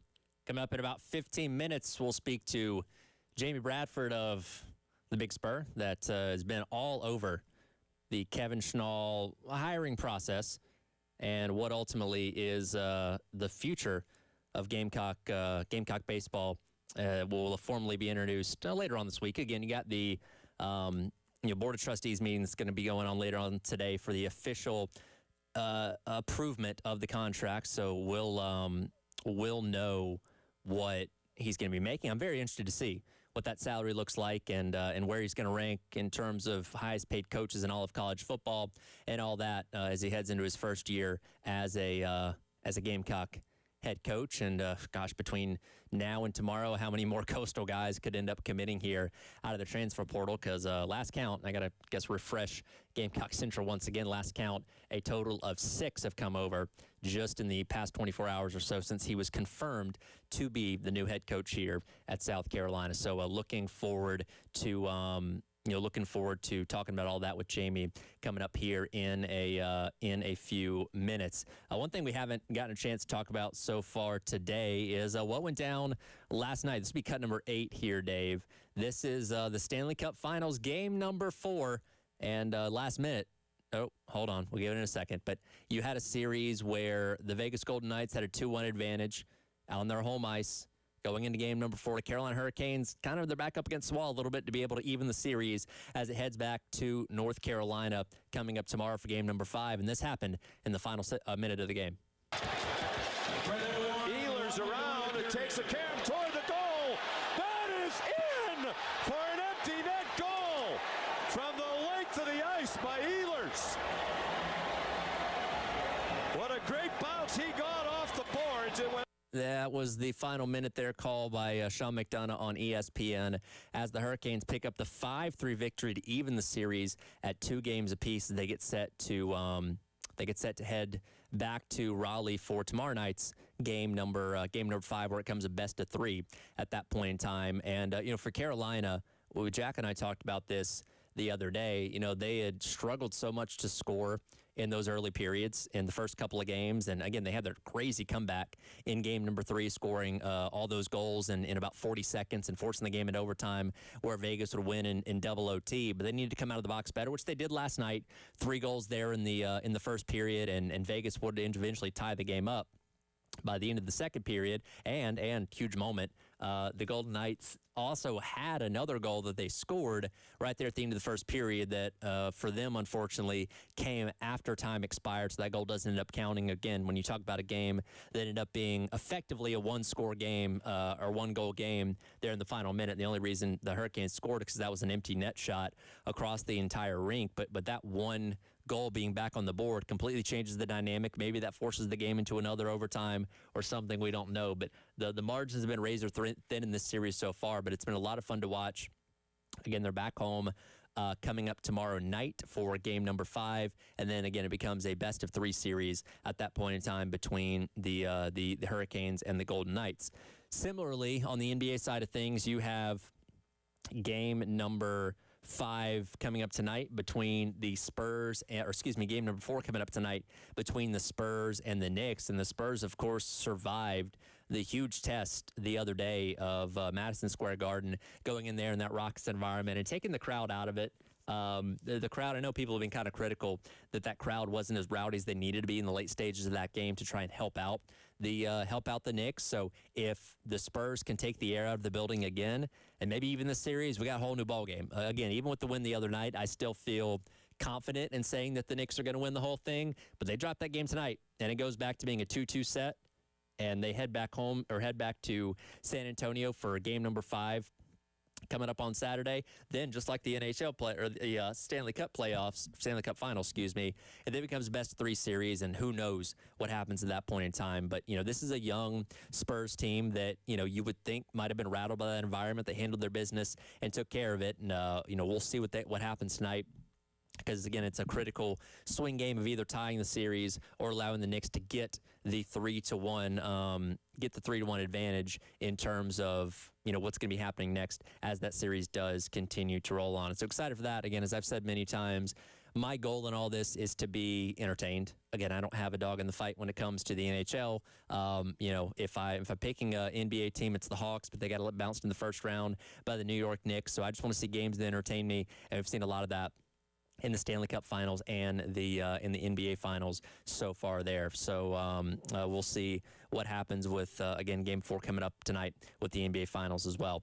Again, we're talking a lot about Kevin Schnall coming as of today because of the imminent announcement of his hiring once they finally approve the contracts and all that kind of stuff later on today with that Board of Trustees meeting. In a little under 2 hours, we'll find out what his salary is going to be and all that. And then tomorrow or Friday, we'll get the formal introduction in terms of a press conference as he'll explain, obviously, his objectives and goals and all that kind of stuff for, his time here at South Carolina. But as I talked about earlier on in the show, I want to get back into this conversation. Kevin Schnall is an intense guy. Kevin Schnall is a guy that's not afraid to tell it like it is not afraid to point out when he thinks things are wrong. And I think the best example of that, this is going to be cut number 1 here, Dave. This was last year in the College World Series final when, of course, he was ejected by the umpire who got a little overzealous for Kevin Schnall arguing in terms of how some balls and strikes were called. And cut number 1, this is Schnall talking about that experience at the College World Series last year. There's 25,000 people there, and I vaguely hear a warning issued. As the head coach, I was assistant for 24 years, and as an assistant, you're almost treated like a second-level citizen, and you can't say a word. Now, as a head coach, I think it is your right to get an explanation of why we got warned. And I'm 48 years old. I shouldn't get shooed by another grown man, right? So when I come out to ask what the warning is, a grown man shooed me. So at that point, I can now hear him say, it was a warning issued for arguing balls and strikes. And at that point, I said, because you missed 3. At that point, ejected.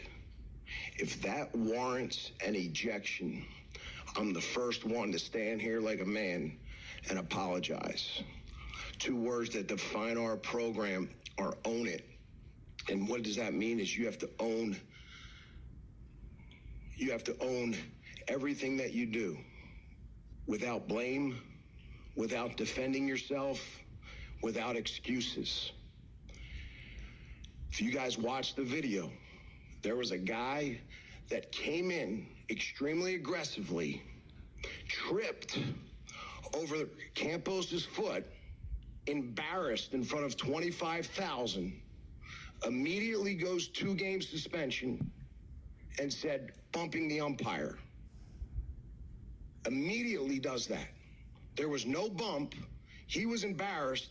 I shouldn't be held accountable for a grown man's athleticism.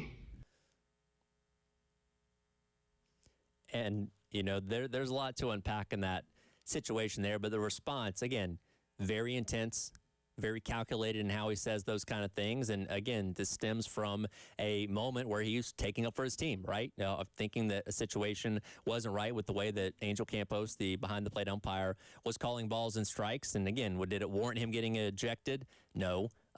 Again, you had the situation where I think the line judge on first base came in and tripped over Campos's foot, and that led to his suspension or whatever. But he took accountability for that as much as he didn't feel like it was his fault. He said, "Hey, if that's the case, I apologize," and took accountability for it, which is something that, again, I think is refreshing to hear, from what is going to be South Carolina's next head coach. But at the same time, he does those things that.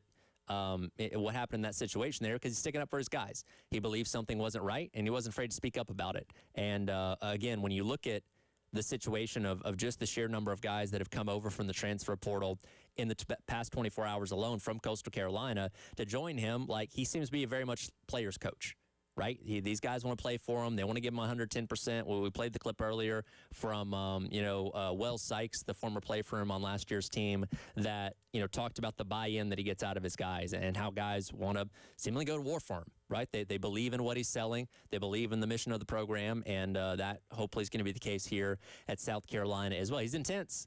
I give him that too. I don't know how much laughing and joking around he's going to be doing in press conferences, win or lose, but I mean, he's got a hard-nosed mentality about him.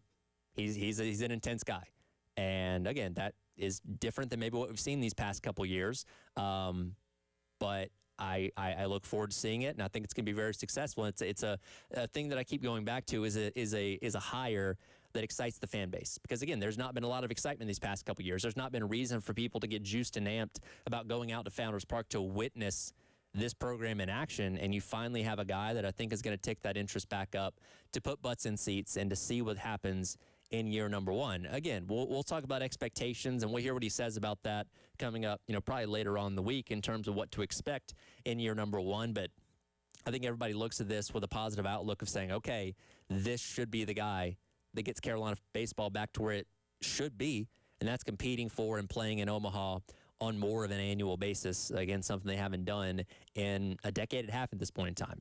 And this is a guy, too, that, as we're already seeing from the returns in the transfer portal, is an attractive name to play for, because he's proven the ability to take a program all the way to the very end of the season and playing for the most coveted prize in college baseball. And as we start bringing in guys from other schools, I'm interested to see, how that ends up going and how attractive of a name just playing for Kevin Schnall in his first go as an SEC head coach is going to be here at South Carolina. But a lot of reasons to be excited.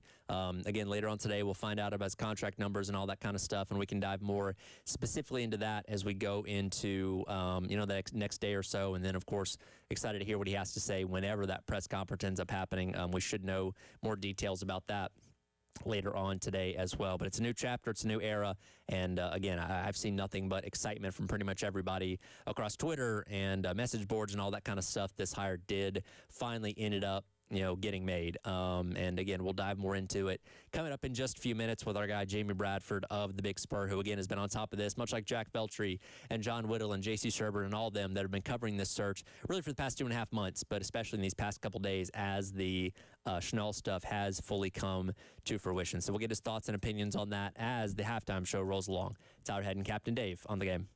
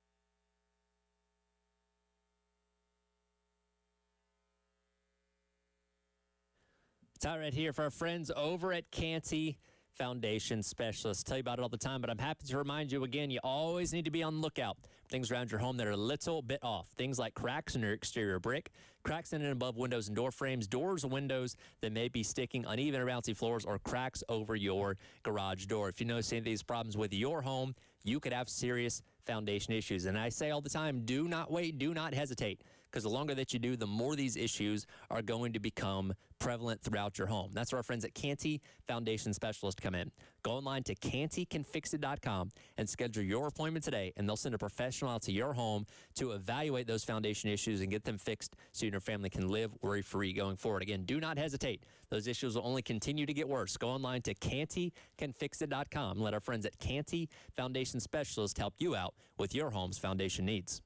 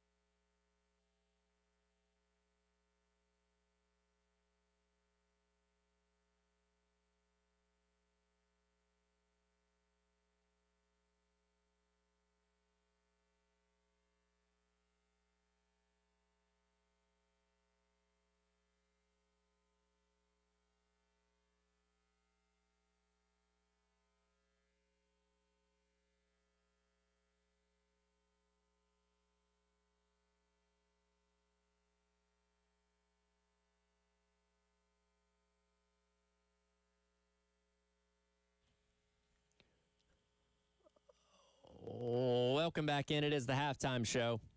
Tyler Head and Captain Dave along with you here on your Wednesday on the game, and shove things around a little bit this week. And our guy Jamie Bradford joining us usually on Mondays, but I think it's more fitting for him to join us today given the news of the past 24 or so hours. Jamie, appreciate the time as always. How are we doing today, man? Doing good, man. Finally getting to catch up on some sleep now that they've made a selection for this baseball program. I was going to say, where is your mood in what's gone down in the past 24 hours that we've been chasing this for 2.5 months? Obviously, couldn't really get into the coaching search itself until the past couple weeks with seasons coming to an end. But now we can officially say that Kevin Schnall is going to be the next head coach, approval of the contract later on today and all that kind of stuff. Where are you at with all this right now? Yeah, I know. It was like, I think it was around 8:45 yesterday morning when we got a text that said, this was a go, and here's what's happening. And I was preparing, I was doing some things on the Big Spur, just kind of getting some things in order. And then I was getting prepared for our 10 o'clock show, Inside the Gamecocks. And I was having Skylar Mead on yesterday at 10:05 to wish him good luck in Omaha. Right. And I called Skylar and I said, yeah, hey, we're going to have to shift gears here. Kevin Schnall's about to, we're about to put this out there. And so we got to turn it around a little bit. And then I thought to myself, dadgum, this feels like it's been, it was technically 80 days from when Maneri was let go until yesterday. It feels like it's been 80 years. So they pulled the refrigerator off our backs, and we were kind of able to let loose a little bit and start actually talking about things that we want to talk about pertaining to South Carolina baseball, like how do you get this thing rebuilt and headed in the right direction? Well, I led off the 9 o'clock hour yesterday morning saying, well, considering the fact that we'd heard that Donati was still down to interview multiple candidates, which we assumed were the guys, still coaching in Omaha later on this week, I didn't expect to really hear anything by the end of the week. And again, 45 minutes later, we get the confirmation that he's going to be hired. So from your perspective of being an insider, how does this all go down, and how does the final approval happen in the past 24 hours or so for deciding that Schnall is going to be the guy? Yeah, really it started, kind of the movement in the process with Kevin really accelerated, a couple of weeks ago when he did a Zoom meeting, and then they had an in-person meeting last Thursday. They were out in Florence, and we knew about that. And, Jeremiah Donati and one more member of the team there kind of trying to make the decision. And that went really well. That actually ended up, it was supposed to maybe be an hour and a half or something. And my understanding is they sat around for about 3 hours and chatted. And so they really felt good about things there. Obviously, you still had some other stuff going on. Scott Forbes is at the time still under evaluation. North Carolina hadn't played in the Super yet, so we didn't know what would happen there. But we also knew, or at least on our end, that nothing had ever changed from our intel. Our initial intel was that Kevin Schnall was a leading candidate, and that most of this pointed there, and that never changed. Like, you had some different competitors in there. Obviously, you were evaluating an interim at the same time, and so, could circumstances have changed that would have altered the process? Well, of course they could have. But Kevin Schnall, he was always at the top of this list. He was always up there as a leading candidate. And then, they met with the president, or Schnall did, I believe via Zoom on Saturday, and that was kind of the final sign-off on this deal. And then South Carolina took, the next couple of days to kind of make sure that they had dotted their I's, crossed their T's, done everything they wanted to do, and they were ready to pull the trigger, and let him know yesterday morning that he was the choice to lead South Carolina baseball. So now we can move forward and watch him start to put this thing together. And things will become officially official later on today with the Board of Trustees meeting to approve the contract, and we'll find out his salary and all that. And that was one of the main points of contention when it came to discussing if he would leave Coastal Carolina or not. Because, again, he played there, been a long-time assistant, obviously had success in his first couple seasons as a head coach there. But the salary difference in what Carolina could give him compared to what Coastal could give him was pretty significant. So in terms of kind of the number you're expecting to see later on today, what's that neighborhood, you think? Yeah, I think it's, up there probably in the mid-ones. We had heard some different things, so I want to be careful about commenting on that until the information is specifically out. I've intentionally not asked, to be honest with you. But I do know where it was starting, and so we'll see where it finishes. And then there will be some escalators from there, and then obviously you've got all of your incentives. But most importantly, and this is kind of the separator, right? It's the resources in which you go build your program now. Somebody asked me, Tyler, about Coastal Carolina. Are they a major program or are they a mid-major program? And I said, well, make no mistake about it. From a results standpoint, Coastal Carolina is a major college baseball program. In the last decade, they're one of the best in the country, no question. From a resources standpoint, they are a mid-major program. And that's just the way it is right now. You know, mid-majors just cannot compete with the SEC and big-time leagues like this. And so, obviously, that's something that's going to be very important to Kevin Schnall and his staff as they start to kind of rebuild and rebrand. Actually, I'm going to steal Coach Tanner's term from back in the early 2000s. We don't rebuild, we reload. So South Carolina is going to be in the reloading phase under Kevin Schnall. Again, talking to Jamie Bradford here in the AAA Heating and Air phone lines. Obviously, a lot more Schnall things to get to, but you know, looking at this from the other side of things, I mean, how do you view Coastal's next step here and how attractive that job is, given the success they've had over the years? Again, resources may not stack up, but that's a program that again has had success for a long time that I imagine a lot of coaches are going to be interested in. No doubt. Well, first and foremost, let's give our flowers to Chance Miller, right? Chance, first of all, is a great guy. He's really, really, really good at what he does. And Chance Miller was prepared, very, very prepared for this. He knew last year, right, when they got into the College World Series, oh boy, I'm probably going to need to make sure that I'm always prepared. And then, of course, Tennessee kind of flirted with this, you know, with Coach Schnall last fall. And so they've been well prepared. And look, you know, if you ask me who should be involved or who would be involved, you know, obviously Chris Lamonis is out there. He's from that neck of the woods. Chris has been out of baseball for 1 year, but make no mistake, he is very well connected. And he's a hell of a coach. Obviously, that's a guy that you want to keep an eye on. I don't know where things stand or anything with him, but yeah, I'll give you another name. You know, look, Bradley Leakroy, he's popped up from Liberty, and naturally, I know people have mentioned Skyler's name. I'm not so sure why Skyler would leave Troy and come across the Sun Belt. I just think I don't know that does much for him. But if I'm Coastal Carolina, there's no chance that I'm going through this thing without having a long conversation with Russell Triplett at the Citadel. And that's twofold. One, Tripp is a hell of a coach. Number two, the Citadel's brand of baseball is very similar to what Coastal has done in the last few years and how they've won games. So it's something that he would absolutely understand. That would be a phone call I would anticipate would probably be made. I'm not hinting at anything. I'm just saying Chance is a smart guy. I bet that's on the list somewhere. A lot of things to unpack with the Schnall situation that we'll get to on the other side, including him filling out his staff and these guys that are already coming in from the transfer portal that we'll speak with Jamie Bradford as this conversation continues as the halftime show rolls along here on your Wednesday on the Game.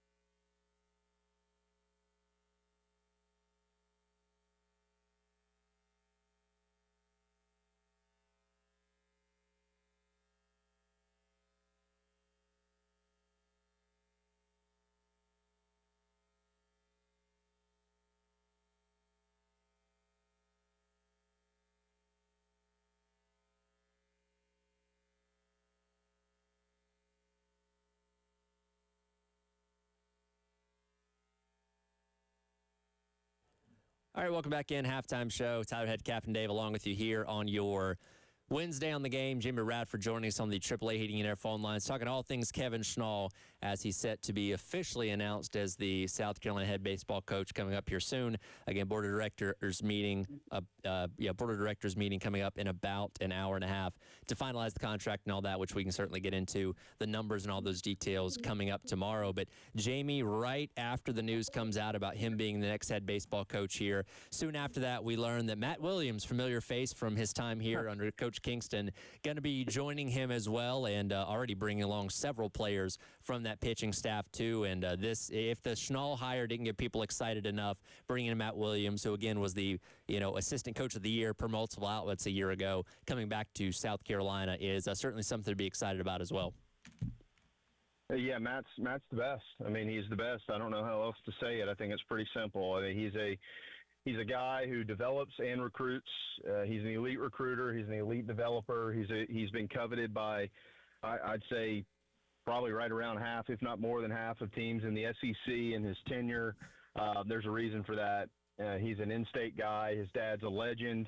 He understands this program. He understands the kids in this state. He knows their coaches. I mean, he's as well connected as anybody out there. And one of the main problems at South Carolina has been keeping those guys here for a multitude of reasons. One, you want the kids who grow up in your state to play for your home state program, but also guess what? When it comes to resources and finances, it's a lot easier to afford those kids. And Matt's already got a road into all of them. And then when you get on campus, he creates an individual game plan for each guy, gives them a role. They get that role established, and then they go play baseball. So this was a no-brainer that Matt would come back. If Kevin, or it was a no-brainer for Kevin to ask him to come back. I know it's probably a little bit difficult on the Williams family moving again, but at the end of the day, I think he's right where he needs to be. Coming back to the South Carolina baseball program. So that's things from a pitching standpoint, and as people have learned more about Schnall over these last couple months, the phrase Schnall ball is becoming more and more of a thing with how they play on offense, and it's very reminiscent of how Kentucky plays when it comes to sack bunts and stealing bags and just scratching runs across the plate. And what stands out to me is that's just an identity on offense, which is something this team has lacked for the past couple years, and it's a different style of offense than what people maybe have been used to here at South Carolina. But you go into next season knowing what the objectives are on offense, which again I think is something to be excited about. It is, but keep in mind something, and you're not wrong. You're not saying anything that's wrong. I just want to add a little bit of context to it. You're not going to see exactly what Coastal Carolina has been offensively at South Carolina. They will play baseball. I call it pressure points offense. They're gonna push pressure points, right? So they steal a bunch of bags. They're going to get bunts down, sack flies. They're going to, take the inside half of the plate away when you got two strikes. They're going to wear some HBPs. They're going to draw walks. We heard Monty Lee talking about that for 2 years around here. Good God, we don't draw enough walks. Paul Manera didn't like walks and strikeouts and things. Didn't like walks.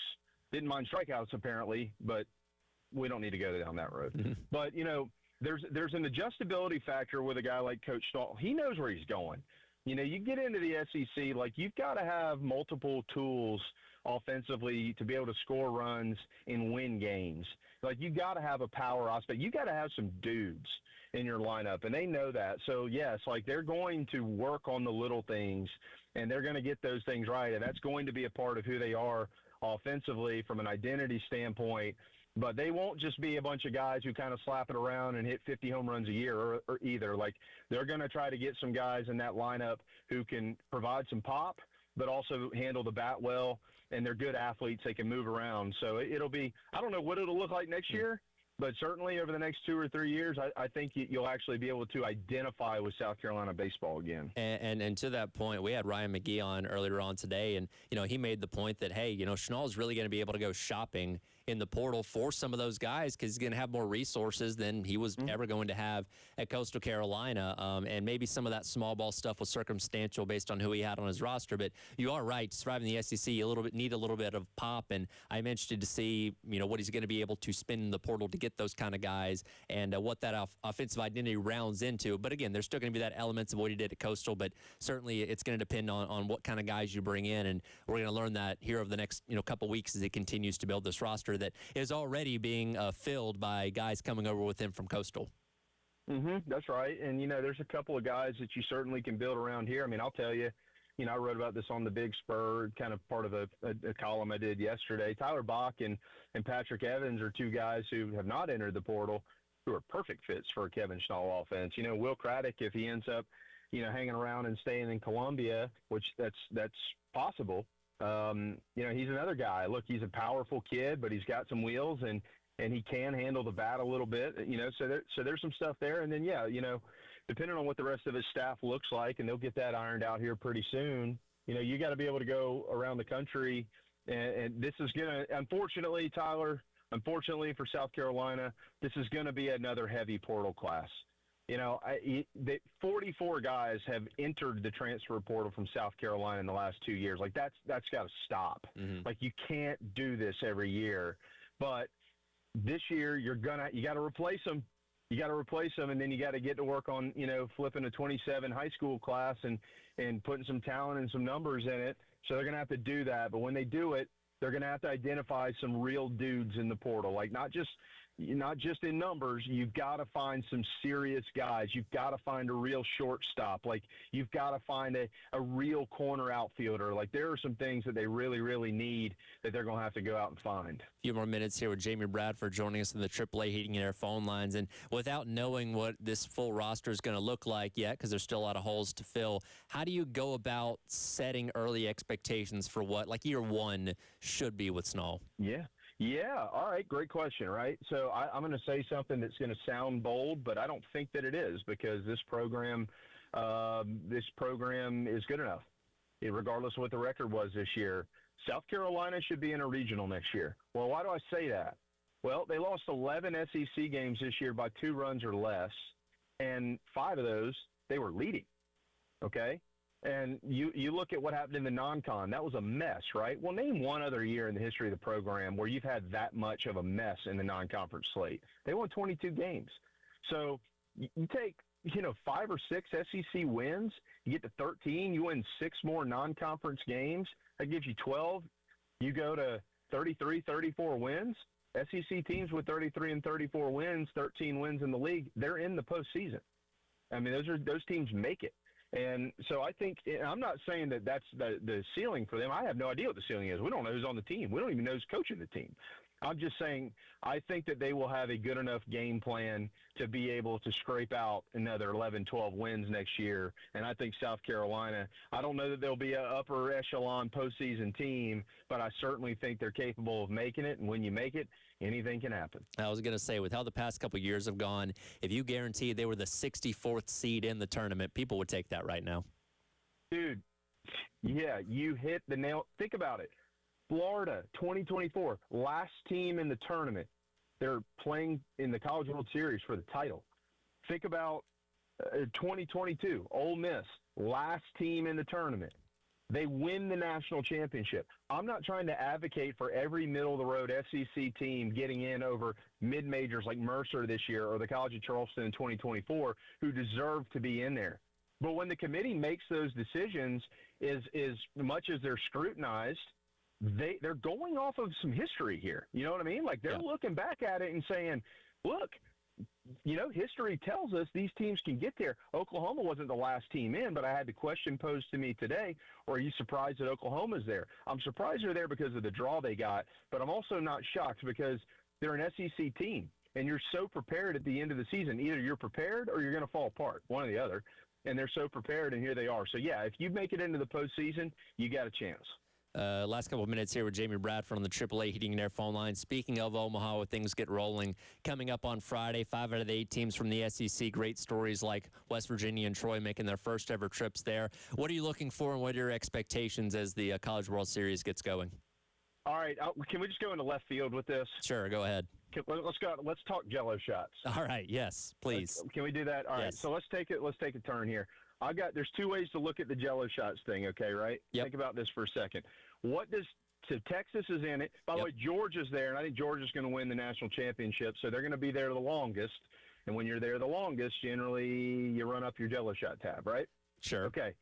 So, but let's look at Texas. Now, what is Texas known for in their athletics department? In order to win, what do they throw at the most?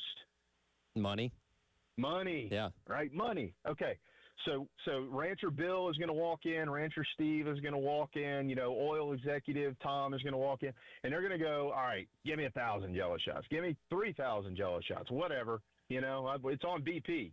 Okay, so they're going to buy all these Jello shots, and at the end of this thing, you're probably going to go, well, Texas they eclipsed LSU's 68,000 Jello shot mark, but did they consume them all? Is the question, Tyler. Now that's a separate conversation because who's going to consume the most Jello shots?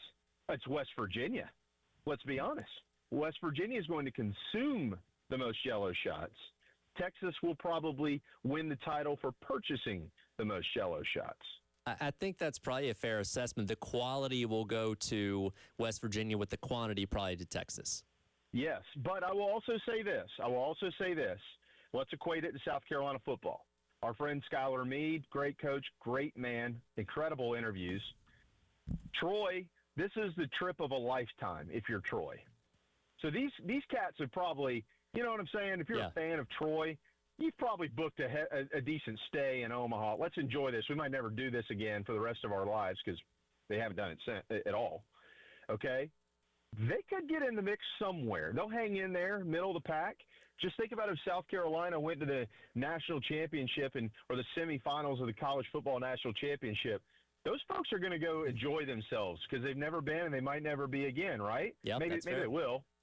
So if you're Troy, let's keep an eye on the Trojans. And Skylar put them on the spot last week on national TV. So he said, I think exactly word for word, these cats are going to Jello shot their faces off, I think is what he said.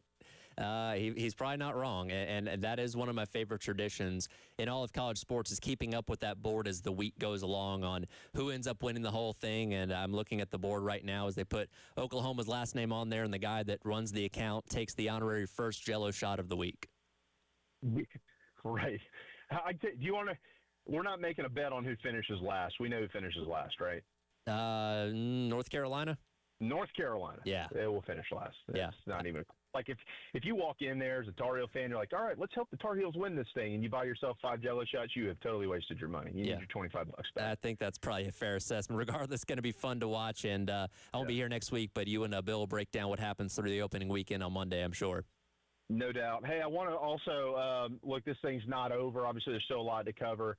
But this is my first time ever doing this, like covering a search like this with the Big Spur. So I wanted to make sure that I mention, all these guys who y'all have on the air every week. John Whittle, David Cloninger with the Post and Courier. Our friends at the State, and the rest of my colleagues, Wes, Jack, Chris, JC. Like all these guys have worked really hard. I figured out how hard this is. It's really hard. And this is Columbia, South Carolina is a special place with special people that do things the right way. And I just wanted to tell all them I appreciate them. They've done a nice job. Yeah, absolutely. And again, you've been doing a phenomenal job as well, and have enjoyed reading your content as this search has come along, and now it's finally coming to an end, thankfully. Yeah, we can all get some sleep soon. All right, try and get some rest. We'll talk to you next week. Thanks, dude. See you. Right, Jamie Radford there on the AAA Heating and Air phone lines. We'll come back. We'll wrap up the hour and the day on the halftime show here in the game.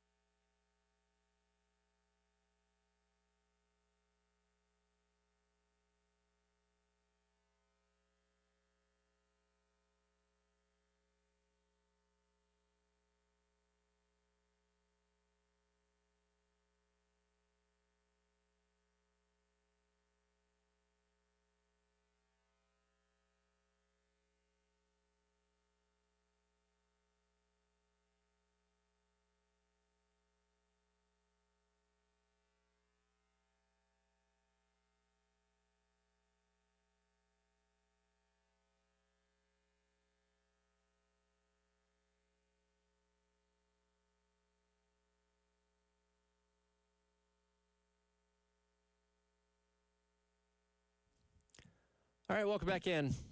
Halftime show. Tyra and Captain Dave wrapping up the day here on your Wednesday on the game. Elijah Campbell going to take the post-game show, coming up at 3 o'clock. He tells me he's got Clark Brooks, by the way, the artist formerly known as SEC Stat Cat, coming up at 4:30. So probably going to dive into some good football numbers with that. I believe he's working specifically for On 3 now, but always a good conversation whenever we get to have him on the airways here on 107.5 The Game. Again, just talked to Jamie Bradford the past 2 segments about the Schnall hire in roughly about an hour and a half probably. We'll learn the details of his contract as he gets set to begin the new era of Gamecock baseball here at South Carolina, and we'll have the opportunity to discuss those numbers coming up tomorrow. I did think it's interesting that Jamie Bradford not afraid to lay out those expectations, saying, hey, this team at minimum should be in a regional next year. Again, host, 2C, 3C, 4C, whatever. You should at least be in the postseason. Dave, again, you've been the lifelong Gamecock fan here. Is that fair? Or do you look at this and say, hey, no matter who the coach is, no matter what the roster situation looks like, it needs to be in a regional regardless next year? Well, yeah, and I hope so. That's what we should be. Got to get back at least to that. I mean, that's a minimum, Yeah. I think but, for next year, for the first year, it's got to get everything together. It's a rebuild. So, yeah, I'll take a regional.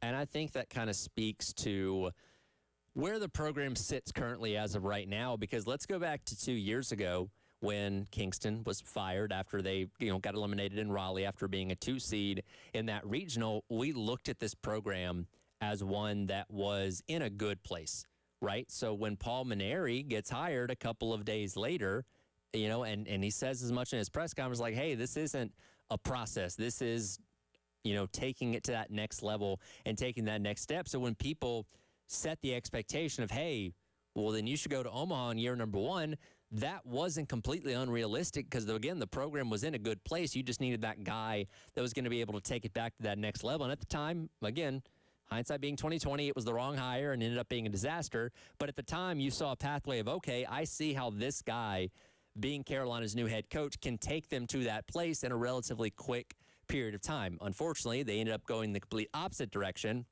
where now what Schnall's taking over is the worst the program has been, certainly in the history of the SEC, maybe ever. But that being said, given what we've already seen bring in from the transfer portal, given what the resources that we know he's going to get are going to be, I don't think it's unfair to say that. I don't think it's unfair at all to say, all right, man, you're coming in here. We're not going to give you this long runway. We need you to be competitive right away. And, again, it doesn't have to be a number 1 seed. Doesn't even have to be a host.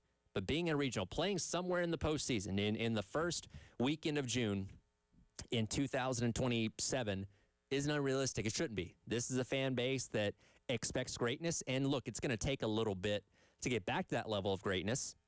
But Schnall coming in with his track record and with what he's accomplished in his coaching career, absolutely saying, hey, at least get us back into a regional next year. Whatever happens past that will be gravy, and we'll build from there. I think it's completely fair and reasonable for this family. And I think you're going to hear the same thing from Kevin Schnall. In fact, Kevin Schnall, if he gets up there on, Friday, if that's when we end up having the press conference, if he gets up there on Friday and says, hey, I expect us to win the national championship in year number 1, I'm not going to be the least bit shocked by that. You have to be confident in what you're doing, and I think Schnall is.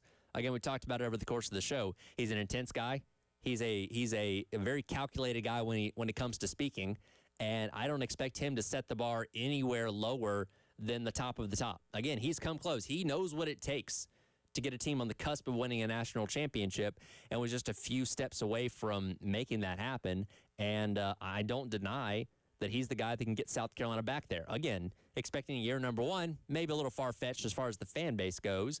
Again, I think Schnall will say that himself in terms of like, yeah, why shouldn't we win the whole thing in year number 1? But within a reasonable amount of time, in 2 to 3 seasons, expectations of being in Omaha are not unrealistic at all. And again, I think it's exciting to see what he's already gotten from the transfer portal in terms of his players that have carried him over. And now that he's going to have a lot of money to spend in the transfer portal, being able to take those guys and hopefully build a strong roster that's going to be able to compete in the SEC and in the postseason next year is something that I think we're all very, very excited to see. So it's a new era. It's a reason to be excited. And again, everybody here certainly is. And again, we'll see what the contract looks like coming up here in about an hour or so. And then obviously get an opportunity to hear from Schnall probably sometime later on this week. But thanks for rolling with us here on the halftime show. Again, Elijah Campbell coming up next to rock with you for the postgame show. He'll talk to, again, Clark Brooks coming up in the 4:30